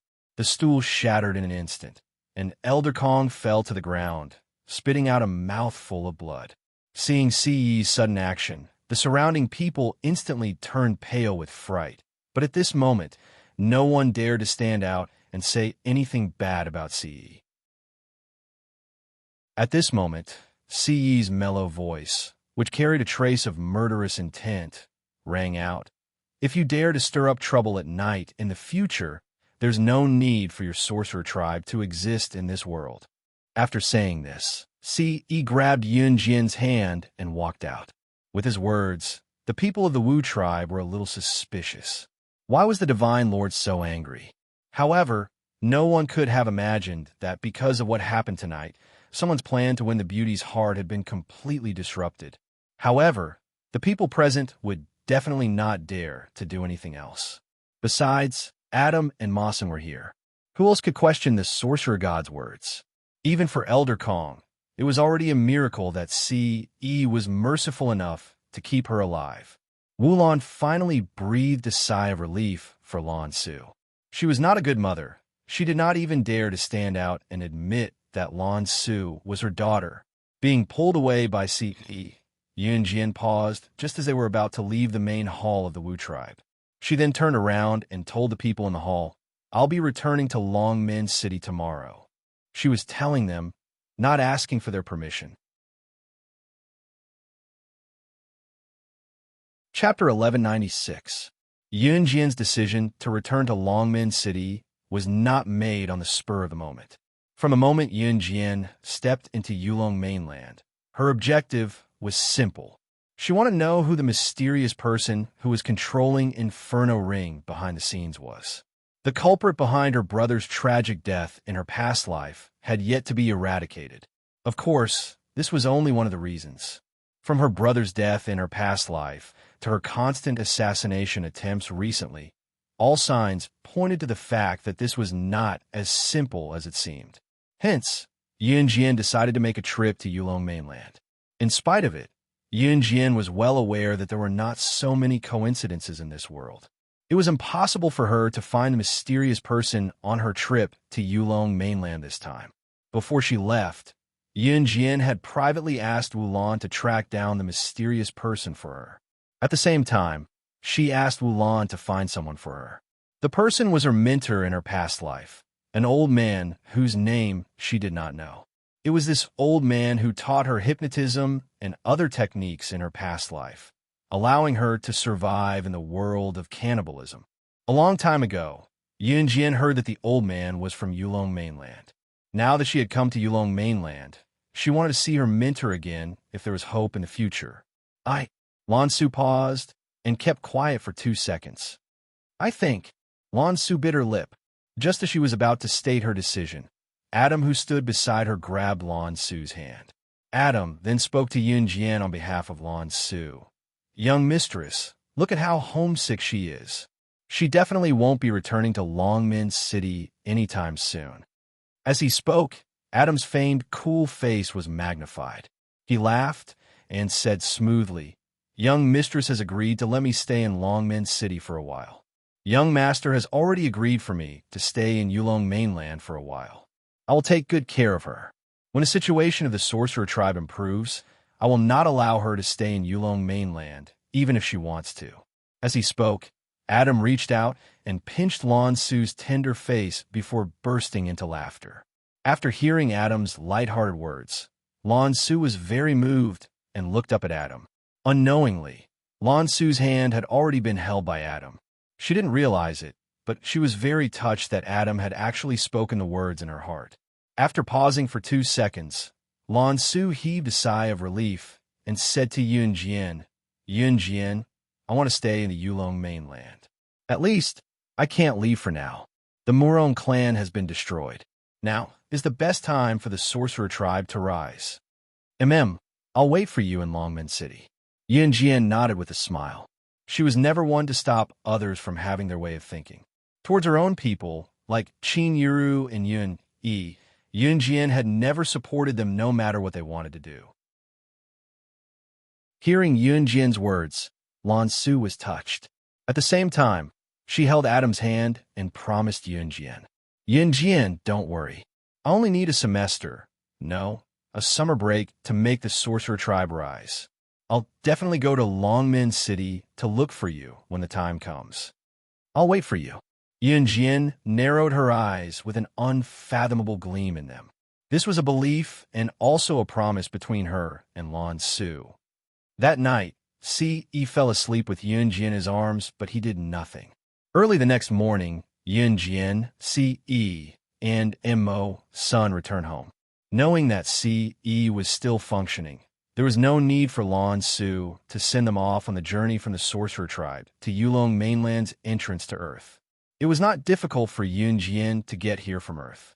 Wulan would inform Yunjian once there was news, and Yunjian would definitely come to Yulong mainland at once. Therefore, even though Lan Su was reluctant to part, it was not to the point of parting forever. At the same time, Yunjian and the other two had already passed through the stone tunnel back to Earth and exited through the tunnel entrance. Just as they exited, they realized that Lin Xiaochu, Lin Meiyan, and the rest had not left. Chapter 1197. Hey, you guys are finally out. I've been waiting for you guys for a long time. Lin Meiyan rushed over to Yunjian before Lin Xiaochu did. She wanted to reach out and hold Yunjian's hand like a good friend. Previously, anyone could see Lin Meiyan's attitude towards Yunjian. Lin Meiyan's previous attitude was that she couldn't wait for Yunjian to die immediately. But now, it was a completely different tune. Lin Meiyan's attempt to grab Yunjian's arm when she ran over was written all over her face with an ulterior motive. When Yunjian saw Lin Meiyan pouncing towards her, she couldn't help but smile coldly. Then, in the next second, she stealthily avoided Lin Meiyan's hand. Yunjian stealthily avoided Lin Meiyan, who was pouncing towards her, causing Lin Meiyan to glare at her fiercely. Lin Meiyan glared at Yunjian as if she wanted Yunjian to die. Then, she instantly put on a fawning expression and came over again. "What's wrong? It's only been a few days. Don't you recognize me?" Lin Meiyan said as she fiddled with her hair coquettishly. At the same time, she threw a coquettish glance at Mo Sun, who was not far away. Ce's gaze and methods were too ruthless. In addition, Ce was Yunjian's man. Previously, when Yunjian killed the pack of wolves, Lin Meiyan was frightened. So, Lin Meiyan didn't dare to provoke Yunjian at this moment. One had to know that Yunjian's look when she killed the wolves was a whole new level of ruthlessness. How could a normal girl be like her? Because of this, Lin Meiyan didn't dare to get close to Yunjian's man no matter what. However, as soon as Lin Meiyan threw a coquettish glance at Mo Sun, she saw Mo Sun move his head aside. His calm and cold face made Lin Meiyan eat another loss. Yunjian saw Lin Meiyan's actions clearly and couldn't help but sneer. She didn't intend to stay here any longer and was about to leave with Ce and Mo Sr. "Let's go," Yunjian said softly, then walked side by side with Ce. Followed by Mo Senator, the three of them walked towards the tunnel leading out of the tomb. "Are you leaving?" This time, it was not Lin Xiaochu or Lin Meiyan who spoke up to stop Yunjian, who wanted to hook up with her after seeing how capable she was. It was Lu Guodong, the archaeologist who had been very helpful to Yunjian and Ce not long ago. "Yes." Yunjian nodded, but didn't say anything else. "Have a safe journey. We'll meet again if fate allows. Lu Guodong cupped his hands towards Yun Jian and the other two in a very professional manner. Thank you. Yun Jian also smiled, then walked out with C.E. and M.O. Sr. Hey, you guys are leaving just like that? You guys. Lin Xiaochu wanted to chase after Yun Jian, but was stopped by Senior Hu Chirue, who she was thinking about. Ning Xia stood in place and thought for a while. Then she ran towards Yun Jian and took out a very precious handkerchief embroidered with two mandarin ducks playing in the water. Ning Xia handed the handkerchief to Yun Jian, then took a deep breath and smiled sincerely. This is for you. I personally embroidered it. I hope you guys can be happy forever. My house is in Province's Ning City. I don't know if your house is far from mine, but my house is by the sea. If you guys want to go out during the summer vacation, you can come to the beach near my house and eat seafood. Chapter 1198. After Ningxia gave the address, she looked at Yun Jian with sincerity as if waiting for Yun Jian's reaction. Yun Jian merely blinked up and down. After 2 seconds of silence, Yun Jian smirked and answered Ningxia softly, sure. If Qing Yu, who had been following Yun Jian around, was here and witnessed this, she would have exclaimed in shock. Slaying God, the #1 on the international secret agent ranking, had actually agreed to an invitation from someone she had met during her journey? Yun Jian wanted to decline, but the reason she agreed was simple. She saw gratitude in Ningxia's eyes. It was gratitude for saving her life. Another reason was that Xiao Yunju had mentioned earlier that he wanted to travel by the sea during the summer vacation because he could enjoy fresh seafood. Serene City was a coastal area and was close to the sea. There was also a small island in Serene City, which was a sacred spot for seaside vacations. Therefore, Yun Jian did not reject Ningxia's offer. Yun Jian had saved Ningxia, and that was obvious to all. Earlier, in the hotel in Hassa Village, the group of robbers came to steal things and women in the middle of the night. They mainly stole women. In a poor area like Hassa Village, women were considered precious. Many men could not afford to marry a wife. Therefore, if Yun Jian had not struck the robber who wanted to take Ningxia away with a butterfly knife, Ningxia would have undoubtedly been taken away by the group of premeditated robbers. If Yun Jian had not saved her, the owner of the hotel, Sertana's daughter, Eliza, would have been raped by the robbers one after another. Ningxia would have ended up like Lin Xiaochu. Lin Xiaochu was no longer a virgin. A disobedient girl like her had tasted the forbidden fruit since she had gotten a boyfriend a long time ago. Later on, she would have to sleep with every boyfriend she had. As Ningxia was closer to Lin Xiaochu and they were roommates in university, Lin Xiaochu had told Ningxia about it in a boastful tone. However, Ningxia was different. Her family was stricter and she was more old-fashioned, thinking that a girl should only give herself to someone on her wedding night after she got married.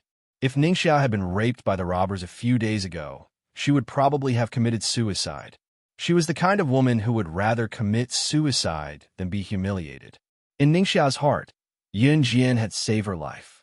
In Ningxia's heart, she thought that Yun Jian was supposed to be someone high and mighty. Therefore, Ningxia was overjoyed when she heard that Yun Jian had agreed to let her travel near her home. She had even exchanged contact numbers with Yun Jian and reminded Yun Jian to visit her home when she was free.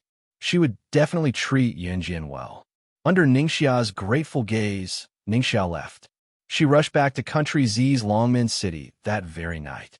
After sending Yun Jian to the airport, C.E. brought Mo San back to an Han group. After all, it took time and effort to manage a large organization. When Yun Jian returned to Gu Yunjian's house in Country Z's Longmen City, Xiao Yunju skipped over with Duan, Li, and Duanya. The trio glanced at Yun Jian, but did not see C.E. Xiao Yunju then asked curiously, "Where's C.E. Gidge? He's not back yet." Yun Jian looked at her brother's chubby cheeks and pinched them. She could not help asking, "Have you been obedient recently?" Xiao Yunju shook his head like a rattle drum. "Of course, I've been obedient. I'm a man now." Chapter 1199. Summer break was always the time that students looked forward to the most because there were 2 months of holiday. It was enough time for students to indulge in the joy of the holiday and feel like they were free birds instead of students. No one could restrain them, and no one could control them to go to school. No teacher could use a commanding tone to make them do unpleasant things. Xiao Yunju, Duan Li, and Duanya finally had summer break, and the three of them really wanted to relax. This time, when Xiao Yunju saw that Yunjian had returned from a long trip, he couldn't help but look at Yunjian with anticipation. In fact, Xiao Yunju had asked Yunjian where his big brother Ce because he wanted Ce to take the three of them out to play. Xiao Yunju knew that big brother Ce doted on him the most. Even big sister didn't dote on him as much as big brother Ce. If he wanted to go out to play, big brother Ce would definitely agree to take him.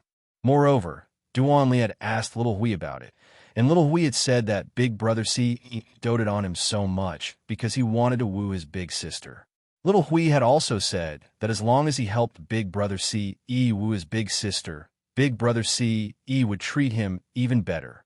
Yin Jian had no idea that she had been betrayed by her little brother. When she heard that Xiao Yunju and the other two wanted to go out to play, she immediately squatted down and looked at Xiao Yunju, nodding. Okay, where do little Zhu, Chestnut, and Yaya want to go? Yin Jian asked. Yeah, we can go out to play. We want to go to beach. Big sister, we want to go to the beach. There's a lot of seafood to eat, and we can go swimming. There's also a beach with small crabs to catch on the beach. Little Hui from our class has been there before, and he said that if he didn't go to the beach, he would regret it for the rest of his life. Xiao Yunju clapped his hands innocently, unable to control himself. What regret? You're still young. Yunjian gently patted Xiao Yunju's mouth, telling him that it was inauspicious to say that. Yunjian knew Xiao Yunju quite well. She knew that Xiao Yunju wanted to go to the seaside, so she agreed to go to Ningxia, which was a good choice. At the very least, it would be much more convenient to have an acquaintance lead the way when they went out to play. Usually, when traveling, they were unfamiliar with the place and people, and it was easy for them to take detours. There were no navigation systems in this era. Mobile phones could only be used to make calls and send text messages. At most, they could play small games like Snake. In the end, she told Qin Yuru that the whole family would go out to play. At that time, Ge Junjian would also apply for leave to go with them. As for the time, it was set to be a week later because Ge Junjian would only have time to apply for leave after a week. Ce couldn't come because she was busy. However, Ce said that he would try his best to come and asked Yunjian to take good care of Xiao Yunju and the others while they went out to play first. The week passed by quickly, and it was the day before they left for the trip in the blink of an eye. Since it took some time to travel from Longmen City to Serene City by car, Xiao Yunju and the others were as excited as if they were going on a spring outing the next day. They dragged Yunjian to the supermarket in Longmen City that night. I want to buy 3 bags of potato chips. In the supermarket, Xiao Yunju was standing under a food rack. Since he could not reach the height of the chips, he tiptoed to ask Yunjian to help him get them. Just as Yunjian turned around happily, she saw a woman in her 30s or 40s, dressed to the nines, walking over to push Xiao Yunju away with her perfect figure and put the remaining 5 bags of chips into her shopping cart. Chapter 1200. Yunju nearly lost his footing when he was shoved by the woman who was dressed to the nines like she was in her 20s despite being a middle-aged woman. Fortunately, Xiao Yunju reacted quickly. He immediately reached out and grabbed a handful of food racks to prevent himself from falling to the ground. However, because he grabbed a handful of food racks, he accidentally knocked the pile of potato chips with different flavors onto the ground. The potato chips on the racks even bounced back from Xiao Yunju's grab. In the next second, a large pile of packaged potato chips all fell to the ground. The woman was scared silly. She pushed the shopping cart and saw Xiao Yunju tripping over a large pile of potato chips on the food racks after she pushed him. Therefore, she complained about Xiao Yunju. Hey, what's wrong with you, little brat? Whose kid is this? Why are you so careless? You dropped so many potato chips on the ground. You have to pay for it. As she spoke, The woman seemed to be afraid that she would be implicated in this matter. Therefore, as if to clear herself of suspicion, she hurriedly went to call a very short, fat female employee who was dressed in a supermarket employee uniform. She also had big nostrils. Look, this kid. I really don't know whose family he is from. He actually made such a mess here. There are so many potato chips. Although they're not expensive, it's not good for him to cause trouble here, right? The gorgeously dressed woman seemed to be completely in the right as she spoke to the employee. Especially the sentence, although they're not expensive. The gorgeously dressed woman's intention was to let others think that her family was rich, so she added that sentence. When Xiao Yunju almost fell to the ground just now, Duan Li and Duan Ye had already ran over to help Xiao Yunju up. Yun Jian, who was a distance away, had also arrived here. She saw the whole situation clearly just now, especially when the woman pushed Xiao Yunju. She saw that Xiao Yunju accidentally dropped all the potato chips on the food racks. She was afraid that she would be implicated, so she ran over to the employee to point out Xiao Yunju's faults. She even said that Xiao Yunju was causing trouble here. Yun Jian resisted the urge to pull out a butterfly knife and stab the gorgeously dressed woman to death on the spot. The woman was still complaining to the supermarket employee beside her, and the latter wanted nothing more than to chase Xiao Yunju, the troublemaker, out of the supermarket. She walked over. The gorgeously dressed woman glanced at Yun Jian. She didn't know that Yun Jian was related to Xiao Yunju. She continued to point out Xiao Yunju's faults to the female employee. Jia, Yunju called out, innocently looking at Yun Jian. Sister? Hearing how Xiao Yunju addressed Yun Jian, the woman, who was still pointing out Xiao Yunju's faults, was stunned. She then saw Yun Jian walk forward. Yun Jian didn't say anything. She walked over and grabbed the woman's head. She then fiercely slammed the woman onto the food racks. Yun Jian smashed the food rack with the woman's head, causing the entire rack to shake with a clang. Needless to say, one could imagine how painful it must be for the woman's forehead to be slammed like that. The woman screamed. The female employee was scared silly. She stared blankly at Yun Jian's actions. Some people who were still shopping in the supermarket stopped and watched the woman scolding Xiao Yunju. Now, they saw Yun Jian walk up and grab the woman's head and slam it onto the food racks. The people around them gasped, only to see Yun Jian let go of the woman's hand and tossed her to the ground. Chapter 1201. Yun Jian's words coupled with her actions just now. The people around her were all shocked by her actions. What she did just now was that something a teenage girl could do. The moment Yun Jian grabbed the woman's hair and slammed her head onto the food rack, the surrounding people almost screamed out loud. In this kind of public place, especially in front of Yun Jian, she was only a teenage girl. How could she do such a shocking thing? The people present were all dumbfounded. The female staff member who was pulled over by the woman just now was so scared that her legs couldn't move. The scene just now was painful just by looking at it, not to mention that Yun Jian directly grabbed her and slapped her. When the female staff member came back to her senses, she realized that something was wrong. She quickly ran to the supermarket's entrance and shouted for help in a panic. Security! Security! Something happened. Come quickly. The woman who pushed Xiao Yunju and arrogantly accused Xiao Yunju just now was slammed onto the ground by Yun Jian. She was in so much pain that she almost suffocated. You hit me. After falling to the ground, the woman rolled a few times and was in so much pain that her whole body was roaring. After rolling a few times on the ground, she reached out to touch her forehead that was grabbed by Yun Jian and slammed onto the food rack. She felt that there seemed to be some liquid flowing down from there. When the woman touched her forehead and put her hand in front of her eyes, she was so scared that she almost fainted. The woman even forgot to stand up. Following that, a roar was heard. She wailed like a ghost and howled like a wolf.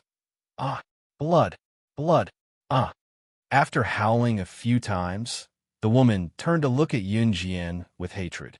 Her piercing gaze looked like she wanted to tear Yun Jian into pieces as she howled incessantly.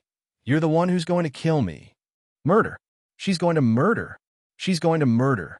She's going to murder for no reason. The woman seemed to think that the matter wasn't serious enough and started shouting. When the surrounding people saw the blood, they all trembled in fear and did not dare to step forward. Some people didn't even dare to look at the blood on the woman's head. In 1999, people's lives were gradually becoming more prosperous. Usually, even if someone's finger was accidentally cut by a kitchen knife and bled, they would be scared half to death. Needless to say, the woman's forehead was slammed by Yoon Jin onto the food rack. The wound split open and blood gushed out. The woman seemed to have realized the danger she was in. She began to shout, "Do you people have any morals? She hit me just now, and all of you just watched. I'm going to die. I'm dying. There's so much blood. Hurry and send me to the hospital." When Yoon Jin heard the woman's cries, she was not moved at all. Instead, she slowly took 2 steps towards the woman. This woman did not show any mercy to Xiao Yunju just now. When Yoon Jin took 2 steps towards the woman, an even crazier voice was heard. "Mom!" Yoon Jin turned her head and saw a girl who looked very similar to the woman. She was dressed similarly and ran towards her. Anyone with a discerning eye could tell that Yoon Jin was the one who hit the woman. When the girl, who was about the same age as Yoon Jin, saw the situation, she was completely unreasonable. She picked up a mop from the side and rushed towards Yoon Jin. How dare you hit my mom? You." Just now, Yoon Jin had been away from the woman for a long time, so she quickly subdued the woman. The surrounding people would only think that Yoon Jin was an ordinary girl, just that she was ruthless. Only the girl who had just rushed over had a weapon in her hand, although it was just a mop. But with this mop, the people present felt that Yoon Jin's beautiful face would definitely be torn open. She was not a secret agent or an assassin. How could she take this ruthless mop? Chapter 1202. This girl was ruthless to the extreme. She saw her mother fall to the ground, her forehead split open, and blood gushed out. At the same time, her mother was still desperately shouting, "It hurts, I'm going to die, I'm going to die." This girl didn't care who was right or wrong, and she didn't care if her mother did anything wrong. This girl was in her youth. She also relied on her good looks to fool around with boys in school, and she also chatted with boys in the underworld. Listening to the boys in the underworld boasting about their power, this girl thought that she was really protected by a powerful character, so whether it was in school or in the underworld, the girl felt that even if she provoked others, she could be protected by the group of boys. Therefore, the girl developed an arrogant and domineering character. Even if the girls in the school dared to say something bad about her, even if it was a joke, she would immediately turn hostile and beat her. Sometimes, she would even lead a group of people to surround a girl and beat her up. However, this kind of behavior, in the girl's view, she felt that it was not shameful to attract the attention of boys.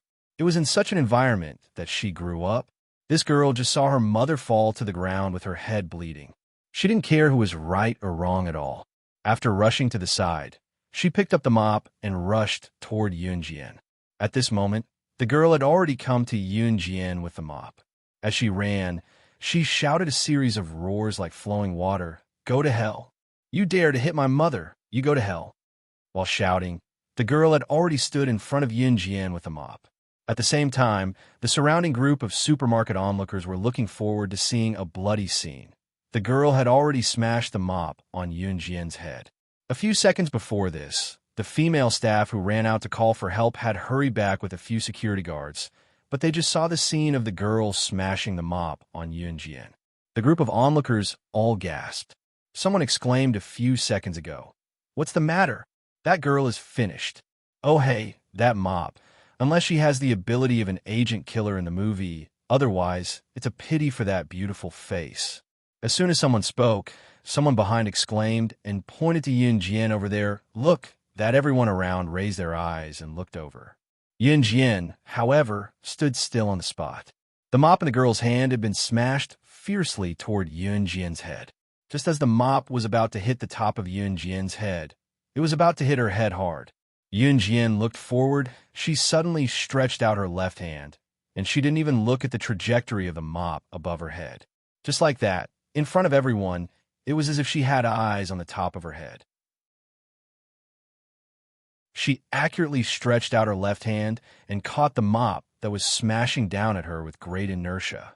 When the mop was swung, the force was very strong, but Yunjian didn't even look at the mop. She just blindly stretched out her hand and caught the mop.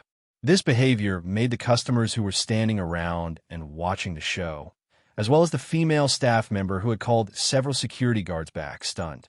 But just as everyone was stunned, Yunjian had already pulled the mop and directly pulled the girl who was holding the other end of the mop, who was already dumbfounded, towards her. The girl didn't stand firm, and after being pulled by Yunjian, her whole body swayed back and forth, and she fell directly to the ground. At this moment, Yunjian had already stepped on the mop pole fiercely. Gotcha! In the next second, the mop pole was easily broken in half by Yunjian. The girl's hand was under the mop pole, and Yunjian's step was like torture to the girl. Ah. The girl wanted to retract her hand, but Yunjian's strength was strong, and she couldn't retract her hand at all. Suddenly, screams spread throughout the whole place. Yunjian's aloofness and ferocious capability struck fear into those who were present.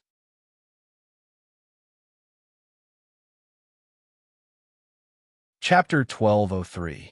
This little girl must be a martial artist. Although some people objected to the words of the person who was obviously obsessed with the assassins in the movies, no one objected to the fact that Yunjian was capable. After all, her strength was displayed in front of everyone. That kind of strength, let alone smashing Yunjian's head with a mop. The girl couldn't even get close to Yunjian's side. Kacha.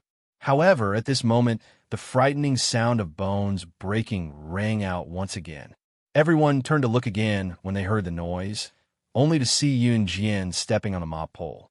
Although the mop pole was broken, she could still control the girl's hand that was pinned to the ground by the mop pole by stepping on it. As for the kacha sound, it was the sound of the girl's hand being pressed to the ground by Yunjian with the mop pole. The bones in her fingers were broken. The girl desperately wanted to retract her hand, but she couldn't. She was in so much pain that she was sweating all over. She desperately begged for mercy. Let go. I was wrong. Let go quickly. This was a begging sound, but also an order. Yunjian sneered, but the force under her feet became even stronger. You're not wrong. It's your mother who's wrong. She pushed my brother just now. Not only did she not apologize, she even framed my brother for causing trouble here. However, you'll have to suffer for her. Yunjian sneered. At the same time, she glanced at the woman who was sitting on the ground in a sorry state. This woman was obviously the girl's mother. The two of them looked exactly the same. After Yunjian finished speaking, she exerted more force under her feet and stepped harder on the mop pole. Mom, I'm going to die. It hurts. Please forgive me. I was wrong. The girl was suppressed. No matter how hard she tried, she couldn't retract her hand that was being stepped on by Yunjian onto the mop pole. Because of the pain, the girl began to blabber and beg for mercy. Min. When the woman saw her daughter being stepped on by Yunjian like this, all the cells in her body trembled. At this moment, the woman regretted pushing Xiao Yunju the most. If he didn't treat Xiao Yunju like this, there wouldn't be this scene at all. I was wrong. It was my fault just now. I pushed your brother. Not only did I push your brother, I even framed your brother for causing trouble here. It's all my fault. Please let my daughter go. The woman covered the blood that was slowly flowing from her forehead. She had been arrogant just now, but now she didn't dare to say a word. She could only desperately beg Yunjian for mercy. A woman could beat and scold other people's children at will, but when it came to her own daughter, she doted on her to the bottom of her heart. Now that she saw Yunjian treating her precious baby like this, the woman felt that her heart was about to stop beating. She desperately shouted at Yunjian and begged. The surrounding group of people were dumbfounded. At first, everyone thought that Yunjian had inexplicably rushed up and hit the girl. But until now, when they heard the woman's confession, They realized that it was this woman who bullied her brother first. It was understandable that Yunjian was so angry just now. After all, anyone who saw an adult bullying a child would feel ashamed. From the corner of her eye, she saw Xiao Yunju looking at her with trembling eyes. Yunjian knew that she was too cruel in front of Xiao Yunju, so she let go of her foot after hearing the woman's apology. "Get lost," Yunjian said coldly, her eyes glaring at the woman.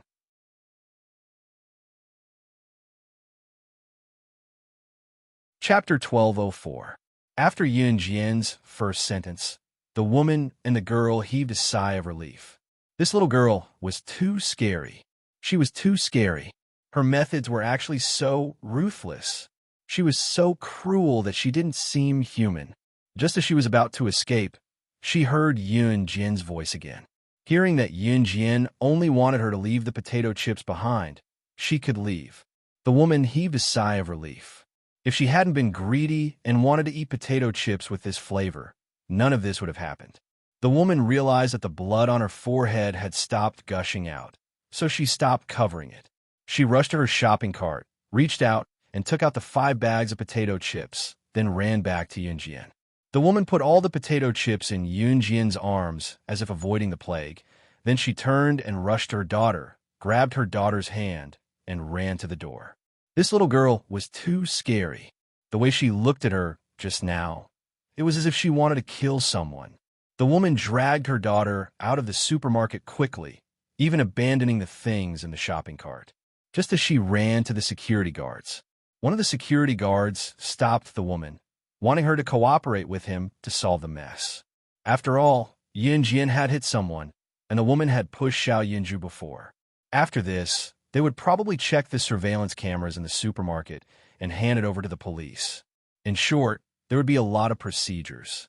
However, the woman seemed to be scared by Yunjian. She grabbed her daughter, ignoring the injury on her head and her daughter's broken hand. She just wanted to leave this place, away from Yunjian, such a scary person. "Madam, please stay and cooperate." Just as the security guard said this, the woman continued to run out in a panic, pushing away the security guard who wanted to stop her. No, I want to go home. I want to leave. Get out of my way." With that, the woman pushed away the security guard who was blocking her, pulled her daughter, and rushed out. She would rather not have Yunjian compensate her. Now, she just wanted to leave this place, because Yunjian was too scary. Yunjian couldn't help but smile coldly as she watched the woman flee with the other girls. Since the woman herself didn't care about it, the security guards naturally didn't like to meddle in other people's business. Thus, this matter was left unsettled. At this moment, Yunjian retracted her gaze and walked toward Xiao Yunju. The surrounding people knew that Yunjian did not beat people up for no reason. In addition, they had just seen Yunjian's strange skills. At this moment, some people wanted to stay and see what she was going to do next. Yunjian walked up to Xiao Yunju and gently stroked his hair. She paused for a moment before asking, "Are you afraid?" She clearly saw Xiao Yunju's body tremble. Xiao Yunju looked at Yunjian, obviously a little scared. He shook his head, then nodded. "Sister, I don't feel pain." "Sister, what you did to them just now, isn't it too much?" Xiao Yunju didn't know anything. He just asked according to his own thoughts.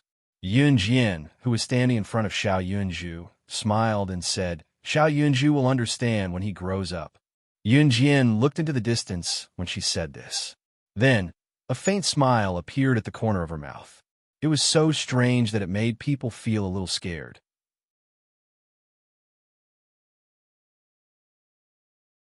Chapter 1205. Yunjian didn't know that Xiao Yunju wouldn't understand if she told him this so early, but Yunjian had to let him know one thing. People would only look down on themselves if they were strong.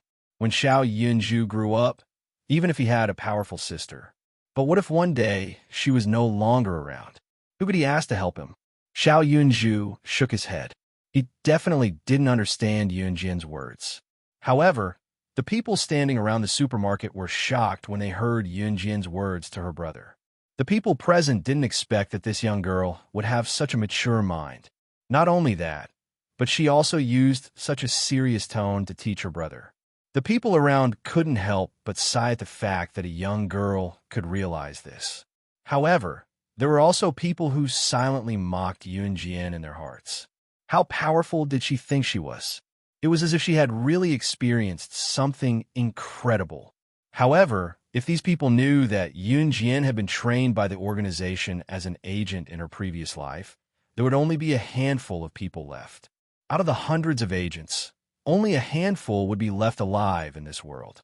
The weak would be eliminated. If the hundreds of agents died because they were too weak, they would not be able to survive. Those people who were secretly mocking Yunjian in their hearts definitely wouldn't think so. As a person who survived by licking blood from the muzzle of a knife and gun, her understanding must be different. Xiao Yunju scratched his head.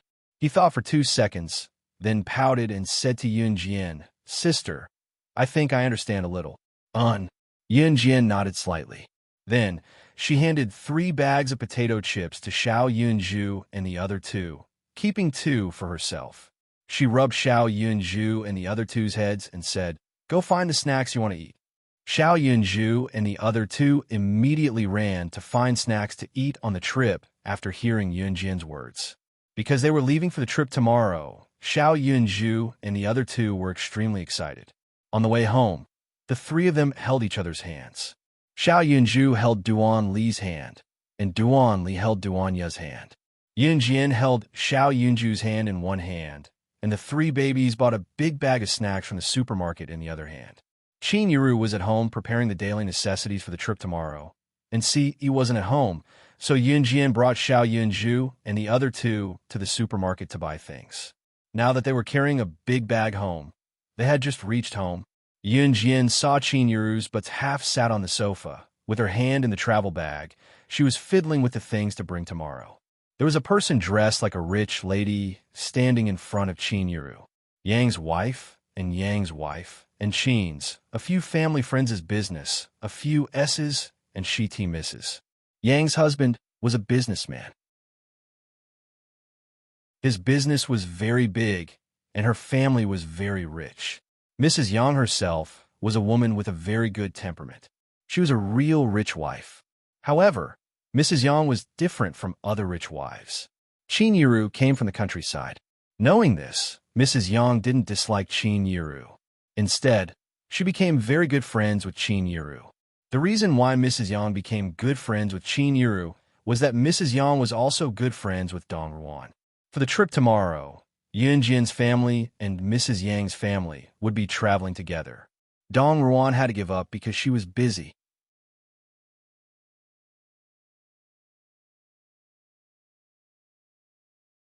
Chapter 1206. Seeing that Yunjian had returned with Xiao Yunju and Yunjian with a big bag of snacks, Mrs. Yang quickly told Qin Yuru, "Yuru, they're back."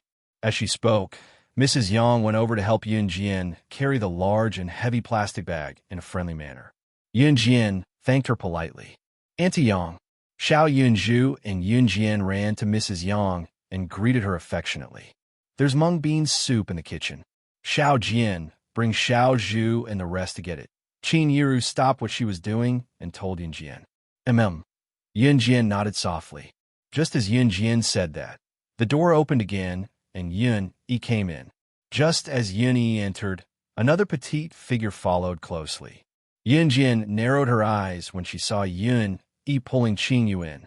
Qin Yu let go of Yun-Yi's hand shyly the moment she entered the house with Yun-Yi. "Hello, Sister Jian, Annie." Qin Yu greeted Yunjian and Qin Yuru. "You came the right time. There's mung bean soup in the kitchen. Go get it." Qin Yuru pretended not to see Qin Yu and Yun-Yi holding hands and stood up as she spoke. Qin Yu was going on this trip as well.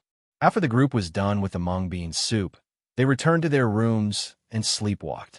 When Yunjian returned to her and Si Yi's villa, she was not in a hurry to sleep. Instead, she took out her tablet and logged into the secret assassin website that she had not logged in for a long time. Just as she logged in with the code, named Slaying God, a pop-up window popped up. Yunjian narrowed her eyes and clicked on it, but her attention was attracted by the black headline on the web page. It said, "The third Global Underground Tea Party was held in Country B on August 1st, 1999. Yun Jian's eyes flashed when she saw the title. Don't be fooled by the name of the gathering. The Third Global Underground Tea Party. If ordinary people saw these words, they would only think that it was a gathering of international bigwigs. However, with the word underground, the meaning was completely different. Yun Jian didn't want to talk too much about it. In short, the word on the ground meant that the people attending this gathering were either secret agents, killers, or members of international mercenary groups. To put it bluntly, this was a global gathering of the underground forces. Such underground gatherings were rarely held. So far, there had only been 2 such gatherings in the world. Yun Jian had participated in it once. At that time, she was just a nobody on the secret agent list. However, he did not expect that the Third Underground Tea Party would be held soon. Beep, beep, beep. Right then, a pop-up window popped up on the webpage. Yun Jian opened the chat window and saw that it was Snake, Lizard, who was looking for her. The message displayed in the chat window was simple and clear. It said, "Slaying, the Third Underground Tea Party is starting soon. Do you want to go?" The words Tea Party were obviously a cover-up for the underground forces. The people attending this gathering were either killers or secret agents. To put it bluntly, this was a meet and greet for the secret agents and killers. The lights were off in the room. Yun Jian stared at the computer screen for 2 seconds. In the dark, her lips curled into a slight smile. After a pause, Yun Jian reached out and typed a word on the laptop keyboard swiftly with her fingers before clicking send.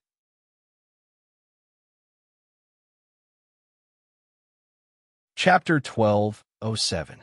After Yun Jian sent the message, Snake, Lizard's short reply popped up in less than 2 seconds. Okay. After seeing Snake, Lizard's reply, Yun Jian stopped smiling. She closed her laptop and put it on the bedside table, then turned over and fell asleep.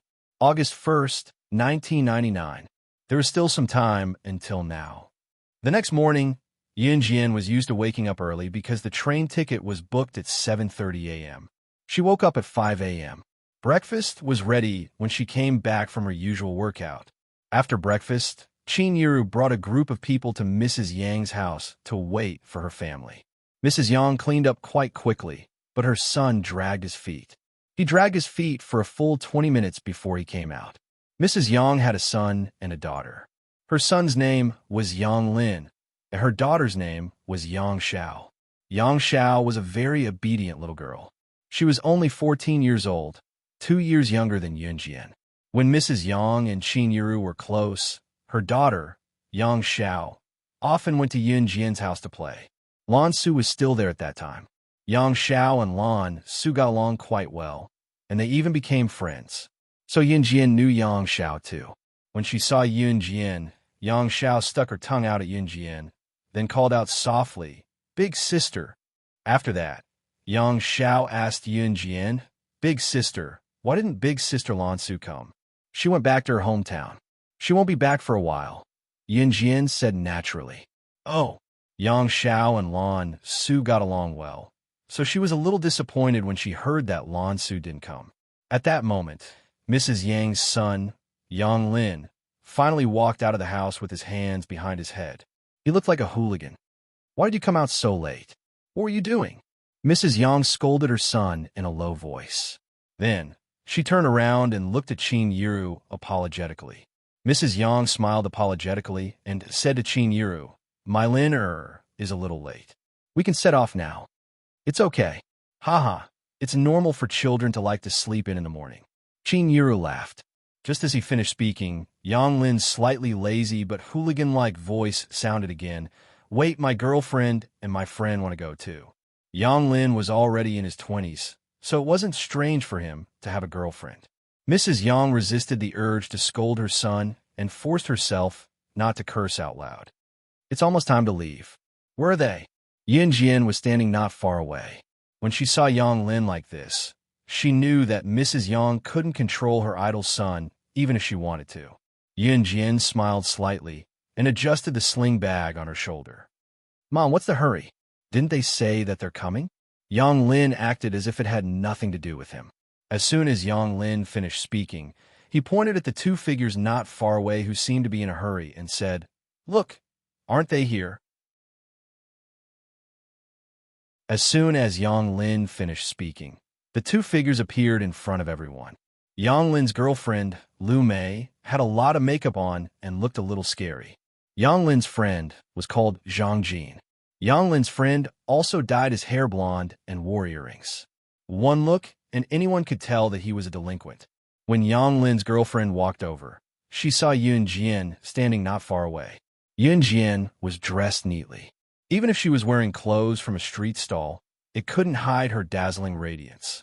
Lu Mei was quite good-looking herself. When she saw Yun Jian, a girl who was prettier than her, the faint feeling of displeasure in her heart instantly exploded.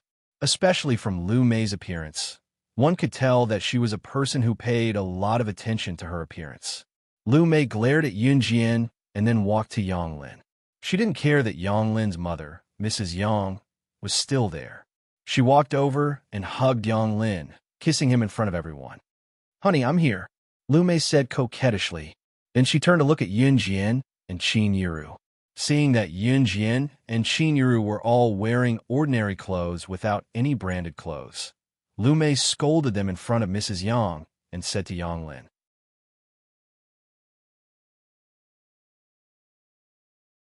Chapter 12:08. Especially when she saw Qin Yiru, Lu Mei's deep disgust was even more obvious. Usually, people of Lu Mei's age would not be willing to team up with people in their 40s or 50s for a trip because there would be a generation gap. Especially when she saw Qin Yiru, Lu Mei was even more disgusted. Although her family's financial situation had improved, Qin Yiru was used to wearing clothes bought from the roadside.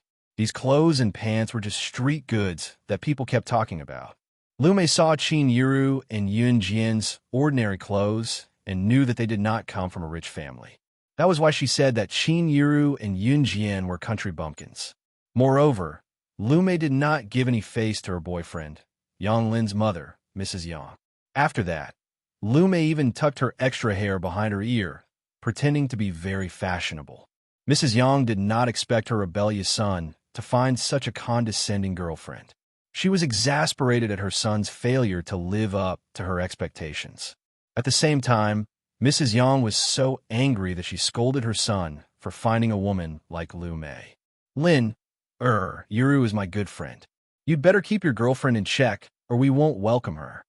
Although Mrs. Yang usually looked gentle and weak, she was actually a very strong-willed woman.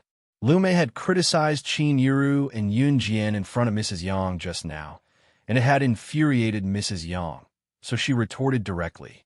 Mrs. Yang's meaning was very clear. She was warning Lu Mei that this trip was organized by her and Qin Yiru's family. If Lu Mei disliked them, she could get lost. Lu Mei was shocked by Mrs. Yang's words. Then, Lu Mei was afraid that Mrs. Yang would really not allow her to go with them. So Lu Mei's arrogant face instantly changed. At the same time, Lu Mei looked at Mrs. Yang with a fawning expression on her heavily made-up face. "Annie, I've always been outspoken. If I say anything bad, please don't blame me." Although Lu Mei said so, she was rolling her eyes in her heart at this moment. However, she was thinking, is Yang Lin's mother crazy? She's actually helping Qin Yiru's family, who are dressed like country bumpkins and are obviously poor. Lu Mei had long forgotten that she used to be poor too. Later on, she had a few rich boyfriends and served them well. That was how she became the current her, who was dressed in branded clothes from head to toe. As for Yang Lin, to be honest, he was Lu Mei's financial backer. But in fact, Lu Mei wanted to marry into the Yang family, so she immediately admitted her mistake after hearing Mrs. Yang's words. Mrs. Yang's mother, Lu's mother's mother's mother's mother's. There was a glint in Yun Jian's eyes before she narrowed them. Obviously, Lu Mei was hostile to him. She had never met Lu Mei, so she didn't know why Lu Mei was hostile. However, Yun Jian always kept her own principles. As long as Lu Mei didn't provoke her or Qin Yiru, Yun Jian wouldn't do anything to her. They took the city bus and soon arrived at the East bus station. After the ticket was checked, they got on the bus. Mrs. Yang and her family got on the bus first. Yun Jian, Qin Yuru and Lu Mei were one step behind because they went to the bathroom. They walked from the flat ground to the steps of the bus. Lu Mei walked in the front, followed by Qin Yuru. They were about to get on the bus. Yunjian just came out of the bathroom and came here. The bathroom was only a dozen meters away from the bus stop. When Yunjian came out of the bathroom, she saw Qin Yuru was about to go up the steps. Lu Mei, who was blocking the steps, suddenly showed a sinister smile. Yunjian could still see Lu Mei silently say to Qin Yuru, "Huh, country bumpkin." Before she could finish her words, Lu Mei shoved Qin Yuru's foot that was stepping on the steps of the bus in a seemingly unintentional manner. This push pushed Qin Yuru's foot out of the last step of the bus.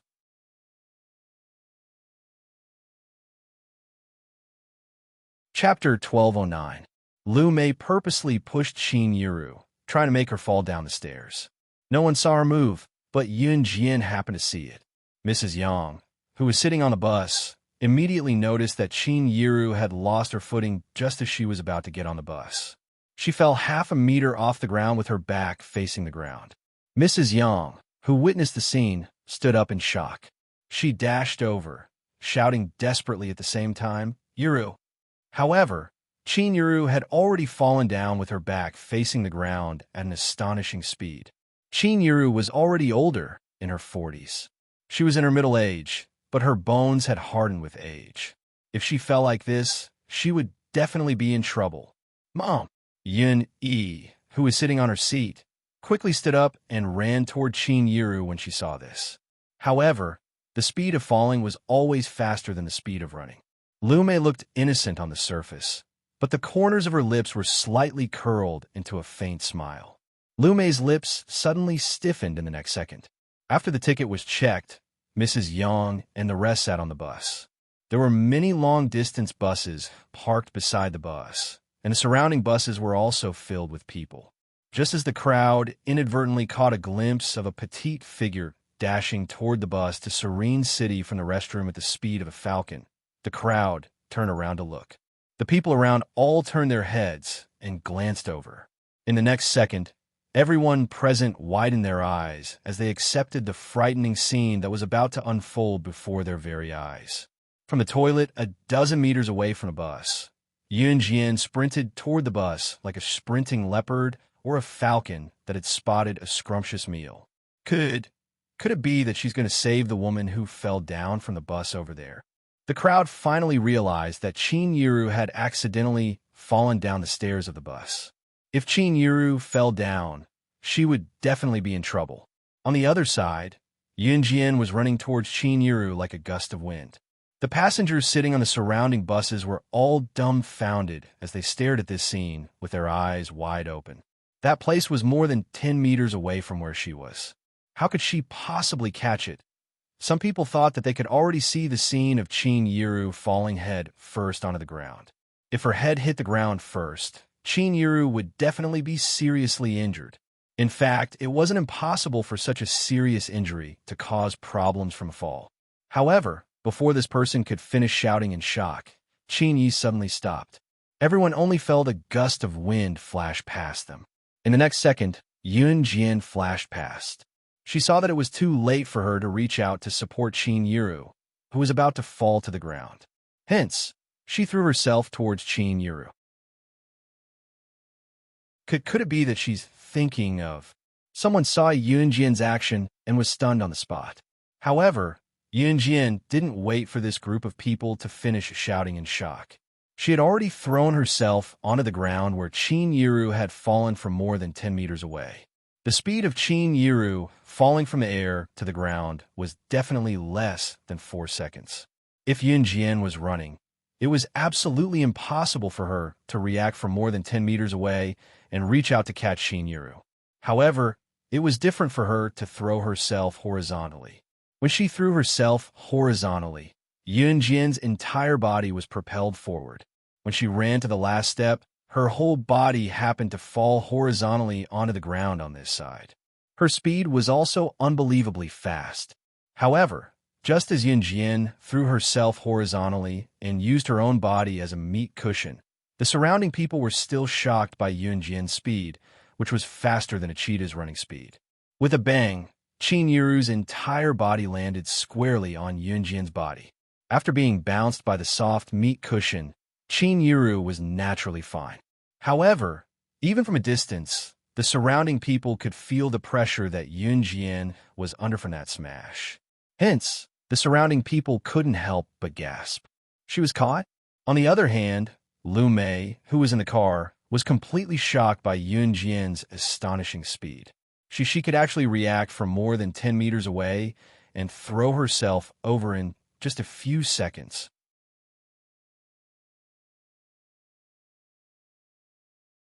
Chapter 12:10. Yunjian had indeed suffered a heavy blow. She groaned, but she did not cry out in pain.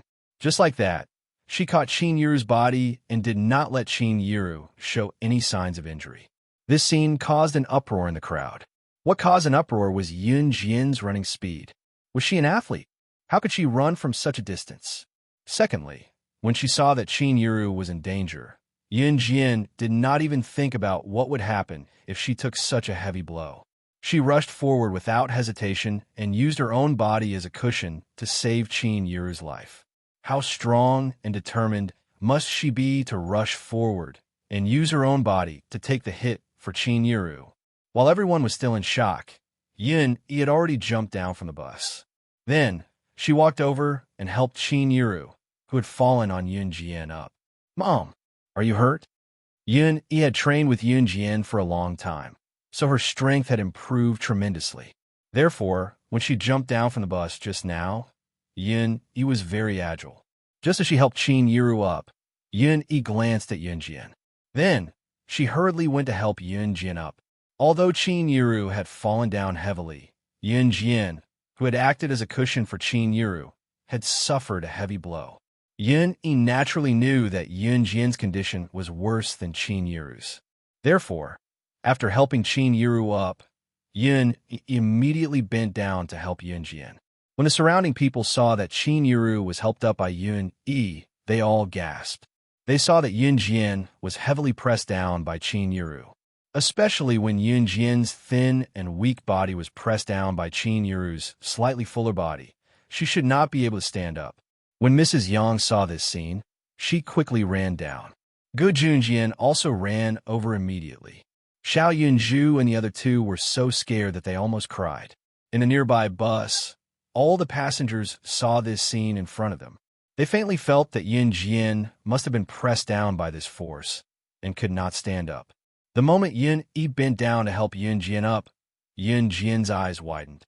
Yunjian, on the other hand, flipped over on the floor like nothing had happened and stood up handsomely. The surrounding people held their breaths when they saw the scene. They were overwhelmed with shock. Yunjian's petite frame stood up like nothing had happened after she was pressed down by Qin Yuru. What kind of joke was this? Could this girl be a member of the Special Forces?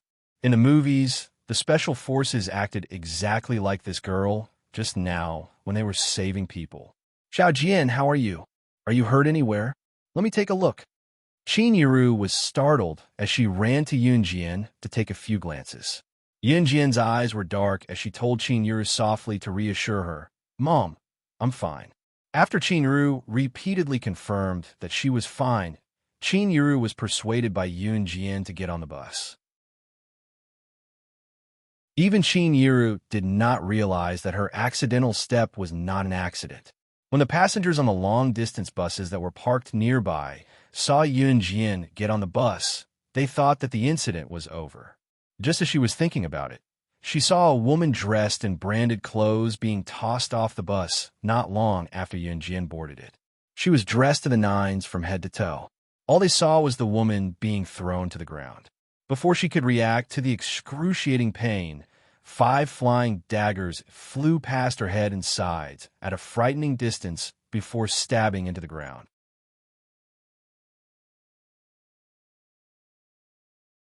Chapter 12:11. Of the 5 throwing knives, 1 flew over Lu Mei's head, while the other 4 flew over Lu Mei's left and right arms respectively. Before the crowd recovered from the shock of seeing this frightening throwing knife skill, they heard Yunjian's following words. Did these 5 frightening throwing knives fly out from Yunjian's hands? Did they fly out from Yunjian's hands, a little girl who looked like she was only in her teens? Moreover, these 5 throwing knives directly flew over Lu Mei's body. Wasn't this a skill that could only be seen in the circus? How old was this little girl? What shocked the crowd was Yunjian's following words. Just now, Qin Yiru fell down from the car. Was it this woman who did it? Moreover, Yunjian's arrogant words made the people present have to look at her in a new light. In this era, there was no security check at the bus station. Even if someone brought a knife, no one would care. Therefore, the crowd was not surprised that Yunjian brought a knife. The crowd was only surprised and shocked by Yunjian's throwing knife skill. Mimi, are you okay? At this time, Mrs. Yang's son, Yang Lin, rushed out of the car to help Lu Mei. Lu Mei was thrown out of the car by Yunjian, but just landed on the ground. When Lu Mei landed, it was exactly the same as when Lu Mei pushed Qin Yiru. Yunjian returned the pain that Qin Yiru was going to suffer when she threw Lu Mei out of the car. Therefore, while Lu Mei was frightened by Yunjian, she was so shocked by the pain that she didn't see the 5 throwing knives that flew past her body. Seeing Yang Lin, Lu Mei couldn't stand up, but she hugged Yang Lin, who was squatting down, and leaned her chest on Yang Lin's arm in front of the crowd. At the same time, she endured the pain and was afraid of Yunjian. At this time, she regretted treating Qin Yiru like that. Therefore, Lu Mei put her chest on Yang Lin's arm and asked for help. Lin, I'm so scared. She framed me. My butt hurts. When Lu Mei leaned on Yang Lin, her fear of Yunjian was mostly gone. Yang Lin was a gangster, so he knew a lot of people. Therefore, after being protected by Yang Lin, Lu Mei didn't feel so afraid of Yunjian. Especially at this time, Zhang Jin, who was with Lu Mei and Yang Lin, also stood out. He had dyed his hair blonde and wore a fashionable earring. That's too much. You're framing someone without any evidence. Why are young ladies nowadays so wicked? Zhang Jin spoke up for Lu Mei as soon as he stepped up to attack Yunjian. Yunjian sneered. She slowly walked down from the bus and looked at Lu Mei and the others, who felt very proud after being protected. You want proof, huh? Yunjian strolled to Lu Mei with a menacing smirk. Just now, Qin Yiru was almost thrown to the ground. Yunjian's bottom line was touched again. She didn't care about the opinions of the people around her and walked toward Lu Mei. What are you doing? Zhang Jin stood in front of Lu Mei and acted like he was protecting the vulnerable. Didn't you want evidence? Of course Yunjian broke into a smile in front of everyone. After a pause, she continued, I'm giving you the evidence you want. As soon as this flat and emotionless sentence was finished, Yunjian strode forward and stretched out her slender legs. Her long black tights wrapped around her perfect legs incisively and vividly. She sent Zhang Jin flying with a kick and continued to make her way to Lu Mei under everyone's fearful gaze. When Yunjian kicked Zhang Jin away just now, because Yunjian was wearing black tights, her clean kick was like a killer agent in a movie.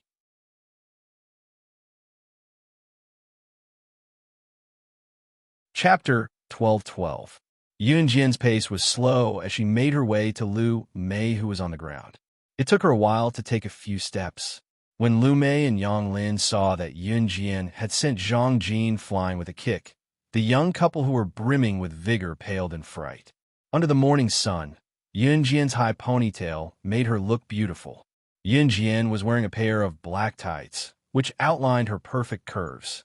Her upper body was also tight, and her full breasts were vividly displayed in front of everyone.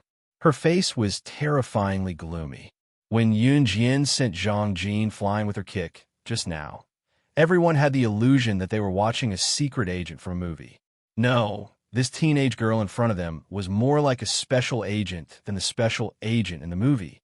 No matter how sharp the special agent's eyes were in the movie, no matter how thoroughly they portrayed their expressions, they were not as sharp as the teenage girl in front of them. They were also not as handsome as the teenage girl in front of them. Especially when they saw Lu Mei's image of a delicate, soft, and coquettish woman, the passengers sitting on the several long-distance buses almost applauded Yunjian. Hit her! Hit her! Hit her! Some people even roared in their hearts. Some people were born unlikable, while some people's words and actions gave people a feeling of superiority and admiration from the bottom of their hearts. Lu Mei belonged to the former, and Yun Jian belonged to the latter. Mrs. Yang, who was standing in the bus, looked very bad. As for Qin Yuru, she was dizzy from the fall just now. Qin Yuru's body was not particularly good, and the fall just now made Qin Yuru even more dizzy. At this moment, Yin Yi and Gu Junjian were taking care of her. Mrs. Yang hated that she brought her son, Yang Lin, on a trip. What kind of woman did her son find? Mrs. Yang believed Yun Jian's words very much. So at this moment, Mrs. Yang's first thought was to tell her son to dump this vicious woman, Lu Mei, as soon as they came back from the trip. At the moment when everyone was thinking, Yun Jian stepped forward and stood in front of Lu Mei. Lu Mei grabbed Yang Lin's hand tightly and looked at Yun Jian. She was so scared that her whole body was trembling. Because there were so many people around the bus watching, Lu Mei thought that she could not lose face. So, Lu Mei stretched her neck, glanced at Yun Jian, and then said in a trembling voice, "Yu, don't come over, or I'll..." At this moment, Lu Mei still wanted to threaten Yun Jian, but in fact, she did not have anything to threaten Yun Jian. Yun Jian sneered. In the next second, under everyone's exclamation, Yun Jian suddenly jumped up with one foot and rushed toward Lu Mei. At this time, Yang Lin was scared half to death. When he thought of Zhang Jin being kicked by Yun Jian, he did not care about Lu Mei at this moment. Because of fear, Yang Lin forcibly pulled away Lu Mei's hand that was holding him and hid far away. "Ah, Lin, you..." Lu Mei didn't expect that at the last moment, her boyfriend would dodge by himself. It was just that his voice was drowned out by Yun Jian's ruthless kick.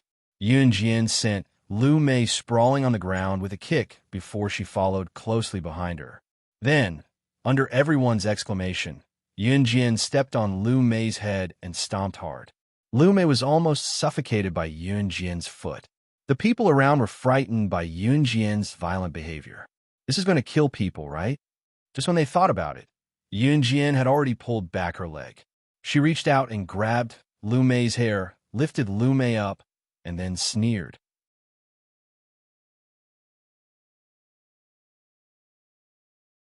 Chapter 12:13.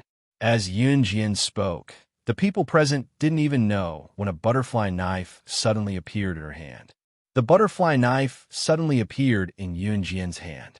She gently swung the butterfly knife twice and grabbed Lu Mei's hair with one hand. Yun Jian's style of playing with the knife came and went freely. Her movements were so skillful that it seemed that she often played with the butterfly knife.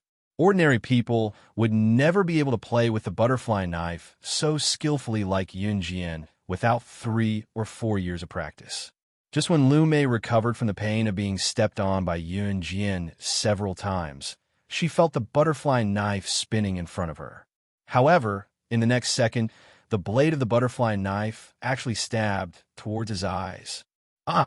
Not only Lu Mei screamed and closed her eyes, but the passengers on the long-distance bus around, including the bus driver and the conductor, also screamed. Everyone was frightened by Yun Jian's sudden turn of the blade and stabbing toward Lu Mei's eye. They screamed one after another, and some people even covered their eyes. Because of Yun Jian's previous ruthless means, when Yun Jian held the butterfly knife and stabbed toward Lu Mei's eye, everyone was shocked. No one doubted whether Yun Jian really dared to do it. So at this moment, everyone thought there would be a bloody scene. Qin Yuru, who was sitting on a bus, heard the scream. When she just stood up, she was stopped by Gu Junjian. Gu Junjian said to Qin Yuru very gently, "Sit down. I'll go and see." After that, Gu Junjian walked out of the bus. At this moment, the butterfly knife in Yun Jian's hand had stopped 0.1 centimeters away from Lu Mei's eye. At this time, Lu Mei seemed to have been scared to death. She closed her eyes fiercely. Because her scalp was pulled by Yun Jian, she couldn't move her face, so she closed her eyes and felt that the blade of the butterfly knife was less than 1 centimeter away from her skin. Lu Mei was so scared that she screamed on the spot. She didn't realize that Yun Jian had stopped the butterfly knife. "Ah, I was wrong. I shouldn't have pushed your mother. But who asked you to be so beautiful? It's not my fault. Also, you're dressed so old-fashioned, yet Lin's mother is helping you. When Lu Mei begged for mercy, she even said a few words to clarify herself. It was obvious that she was not remorseful at all as she begged for mercy. However, the surrounding people heard it clearly. This Lu Mei was really stupid. Not only did she admit her mistake, but she also said the reason. Now, the people around didn't even have the chance to think that Lu Mei was tortured by Yunjian. Apologize to my mother. After listening to Lu Mei's words, Yunjian's expression remained unchanged, but she said this indifferently. I'm sorry. I'm sorry. Lu Mei was so scared that her whole body was trembling. She had already reached out to cover her eyes and was so scared that she burst into tears. Yunjian stood up. She loosened her grip on Lu Mei's hair and turned her hand over. 5 blades immediately appeared in her hand. At this time, Lu Mei opened her eyes and saw that Yunjian suddenly held 5 blades in her hand. She was scared silly. The surrounding people were also a little surprised. However, they heard Yunjian's beautiful, melodious voice again. She said to Lu Mei, while speaking, she turned the 5 blades in her hand. I'll give you 5 seconds to get out of my sight, or I'll kill you. These words were flat and monotonous, without any emotion, but it was enough to startle the people present.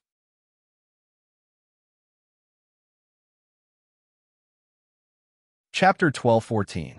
Yunjian's cold words coupled with her horrifying skills just now. Lu Mei's whole body suddenly trembled. She almost rolled and crawled to the bus station. She didn't even have time to say goodbye to Yang Lin and just rushed out of here. Yunjian only sneered. A person like Lu Mei would only add to the unpleasant atmosphere of the trip. Since she had left on her own accord, it was just as she wanted. Yang Lin was also frightened by Yunjian's skills just now. Now watching Lu Mei leave, he didn't even dare to say a word. Yunjian grabbed 5 throwing knives in one hand. She looked sideways at Zhang Jin, who was kicked away by her just now. She raised her lips slightly and said coldly, "Why are you still here?" As she spoke, she twirled the 5 flying daggers in her hand in a relaxed manner. Zhang Jin shuddered in fear when he recalled how Yunjian had sent the 5 flying daggers flying past Lu Mei like she was performing acrobatics in a circus. Although he was in his 20s, it was the first time that he had encountered such a thing. At first, Lu Mei and Zhang Jin just wanted to follow them and have fun. Anyway, Yang Lin would pay the travel expenses and all the expenses for them. But at this moment, seeing Yunjian's threat, Zhang Jin was so scared that he quickly turned around and ran away. Yunjian, who was standing in the same place, sneered slightly. Then she turned her head to look at Yang Lin, who was shrinking in the distance. "Why don't you get in the car?" Yang Lin was a little scared by Yunjian's skills just now. Hearing Yunjian's voice, he immediately followed her. Lu Mei and Zhang Jin could run so fast. Of course, they couldn't be seriously injured. They must have been scared. As long as they didn't make a big scene, no one would care about what happened just now. After Yunjian got in the car, she glanced at the crowd and then pursed her lips, saying, "They miss home, so they don't want to go. We'll play by ourselves." Of course, they were referring to Lu Mei and Zhang Jin, who had fled in panic. Upon hearing Yunjian's words, the corners of Yang Lin's mouth twitched. He was clearly chased away by a scary person like you. Nothing was said along the way. Serene City was not far from Longmen City, as they were both in Jia Province. After the bus brought Yunjian and the others to the bus station in Ning City, Yunjian and the others got off the bus. "Hey, Yunjian, I'm here." She saw Ningxia waving to Yunjian from afar. Ningxia's face was full of smiles. She waved her hands, and her face was full of hospitality. After meeting Ningxia in Hasa village and going to the tomb, especially when Yunjian saved Ningxia in Hasa village, Ningxia's gratitude to Yunjian was indescribable. Not long ago, when Yunjian decided to bring Xiao Yunzhu and the others to the beach to play, Ningxia called Yunjian not long after, saying that she wanted Yunjian to visit her house. Yunjian agreed at the time. Ningxia knew that Yunjian and Lin Xiaochu were not on good terms, so she came alone today. When she saw Yunjian, Ningxia rushed over. Glancing at Qin Yuru and Gu Junjian, she greeted, "Hello, aunties. Hello, uncles." She then ran over to help Yunjian with her luggage. Ningxia's family was very rich. Since Yunjian had saved her last time, Ningxia and her parents asked Yunjian and Mrs. Yang's family to stay for dinner. The best beach in Serene City is at Zhoudao, but it takes more than 40 minutes to get there by a big ferry.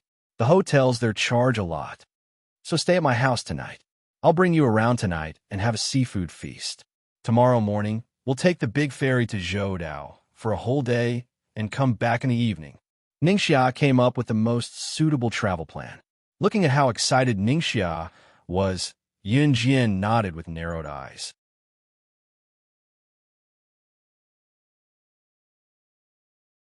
Chapter 12:15.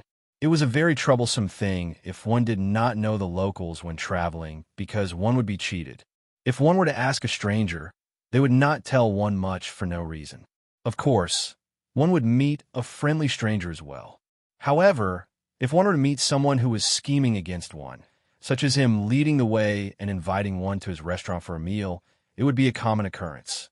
Therefore, with the guidance of a local like Ningxia, one could save a lot of trouble. Many people were willing to follow tour groups because they could not find a place to travel. With Ningxia's help, it was much more convenient for Yunjian's family and Mrs. Yang's family. After lunch, the group was ready to go shopping. Ningxia's parents were government officials. When the two of them heard that Ningxia was traveling to country A and Yunjian was traveling here after saving Ningxia, they quickly took a few days off and invited Yunjian and Mrs. Yang's family for lunch in a friendly manner. Ningxia's mother was a very elegant woman, so after chatting with Qin Yuru and Mrs. Yang for lunch, the three of them came to a tacit understanding and went shopping together in the afternoon.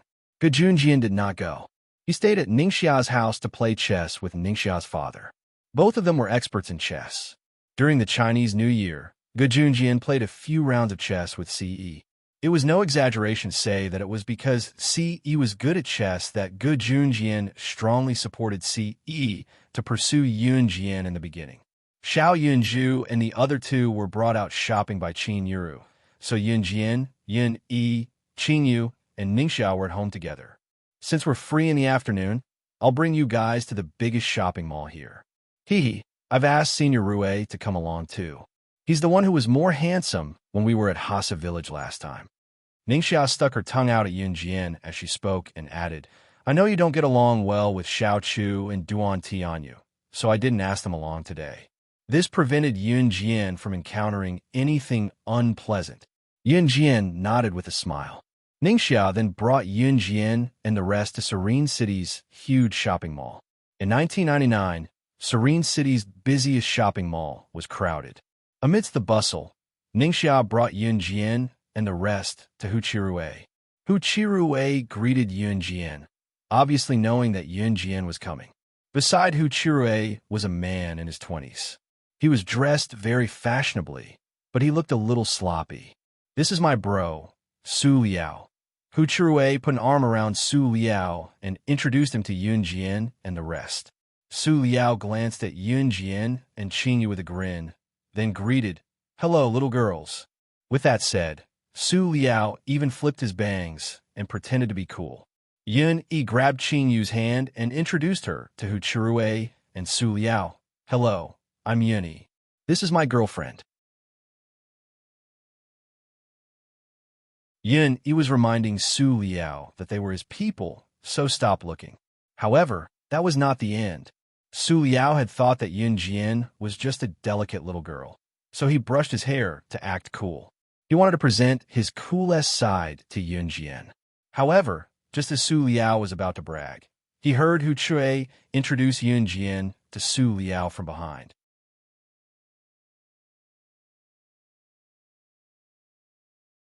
Chapter 12:16. So, she's the one who subdued the robber. Huh? What? It's her. Rue, are you sure? She's the one who subdued the robber. Su Liao did not react at first, as he followed Yunjian's gaze closely. When he heard what Hu Chirue said later, Su Liao was almost dumbfounded from shock. Suddenly hearing that Yunjian was the girl whom Hu Chirue had been talking about a few days ago, Su Liao nearly fainted from the shock. After all, Hu Chirue had been bragging about Yunjian's abilities a few days ago. The way she killed the robber with a swing of the knife had given Su Liao a fright. Now that he heard that Yunjian was the main character, Su Liao had imagined Yunjian to be weak. It was not hard to imagine how shocked Su Liao was by Yunjian's abilities. Hey, all right, why don't we go for a walk by the beach? Ningxia suggested suddenly and turned to Yunjian to continue her explanation. The best beach here is at Zhoudao. We'll take the big ship there tomorrow morning. The water on the beach is especially clean. We can swim in the water in our swimsuits. Let's go for a walk by the beach today. There's a beach here too, but it's not that clean. We'll go for a walk today, and I'll bring you to a clean beach for a swim tomorrow. Ningxia had initially wanted to bring Yunjian and the rest to Serene City's shopping mall, but she recalled that there was a scene near the shopping mall when they arrived. Hence, she suggested quickly. Everyone agreed with her suggestion without any objections. After all, shopping mall existed in every city. It was not rare. Since Yunjian had come all the way from Longmen City, she wanted to see the sea. Qin Yu's eyes glinted when she heard that they were going for a walk by the beach in Serene City. Qin Yu avoided him discreetly and watched as Ningxia, Hu Chirue, and the other two walked ahead first. It was only then that she pulled Yunjian closer and whispered in her ear, "Sister Jian, I received news earlier that there'll be an international bigwig conducting an arms deal at a certain beach in Serene City today. I wonder if it's the sea we're going to." Qin Yu was always paying attention to international events, so she was usually privy to the details of some secret arms deals. It's fine. Let's go. Yunjian looked relaxed. Just as Yunjian and Qin Yu whispered to each other, Su Liao, who had been walking in front, suddenly turned around to see Yunjian and Qin Yu whispering to each other. Hey, what are you whispering about? Why are you so secretive? Su Liao asked curiously. Nothing. Yunjian replied coldly. Then they came to the beach. This beach was full of people coming and going, and the crowd was quite crowded. Ningxia stuck her tongue out and turned to look at Yunjian before telling the rest. I know there's a scene nearby that's empty. It's not far away. I'll bring you guys there. This place was too crowded, so everyone listened to Ningxia's suggestion and followed Ningxia's lead to another sea. There were not many people here. Looking left and right, they could only see about a dozen people walking around the sea. Just as they neared the beach, before they reached the beach, a few hooligans in their 20s came over and studied Yunjian and Qin Yu for a while. The leading hooligan's eyes were glued to Yunjian when he saw her. These hooligans wanted to flirt with pretty girls whenever they saw them. The leading hooligan went to stand in front of Yunjian.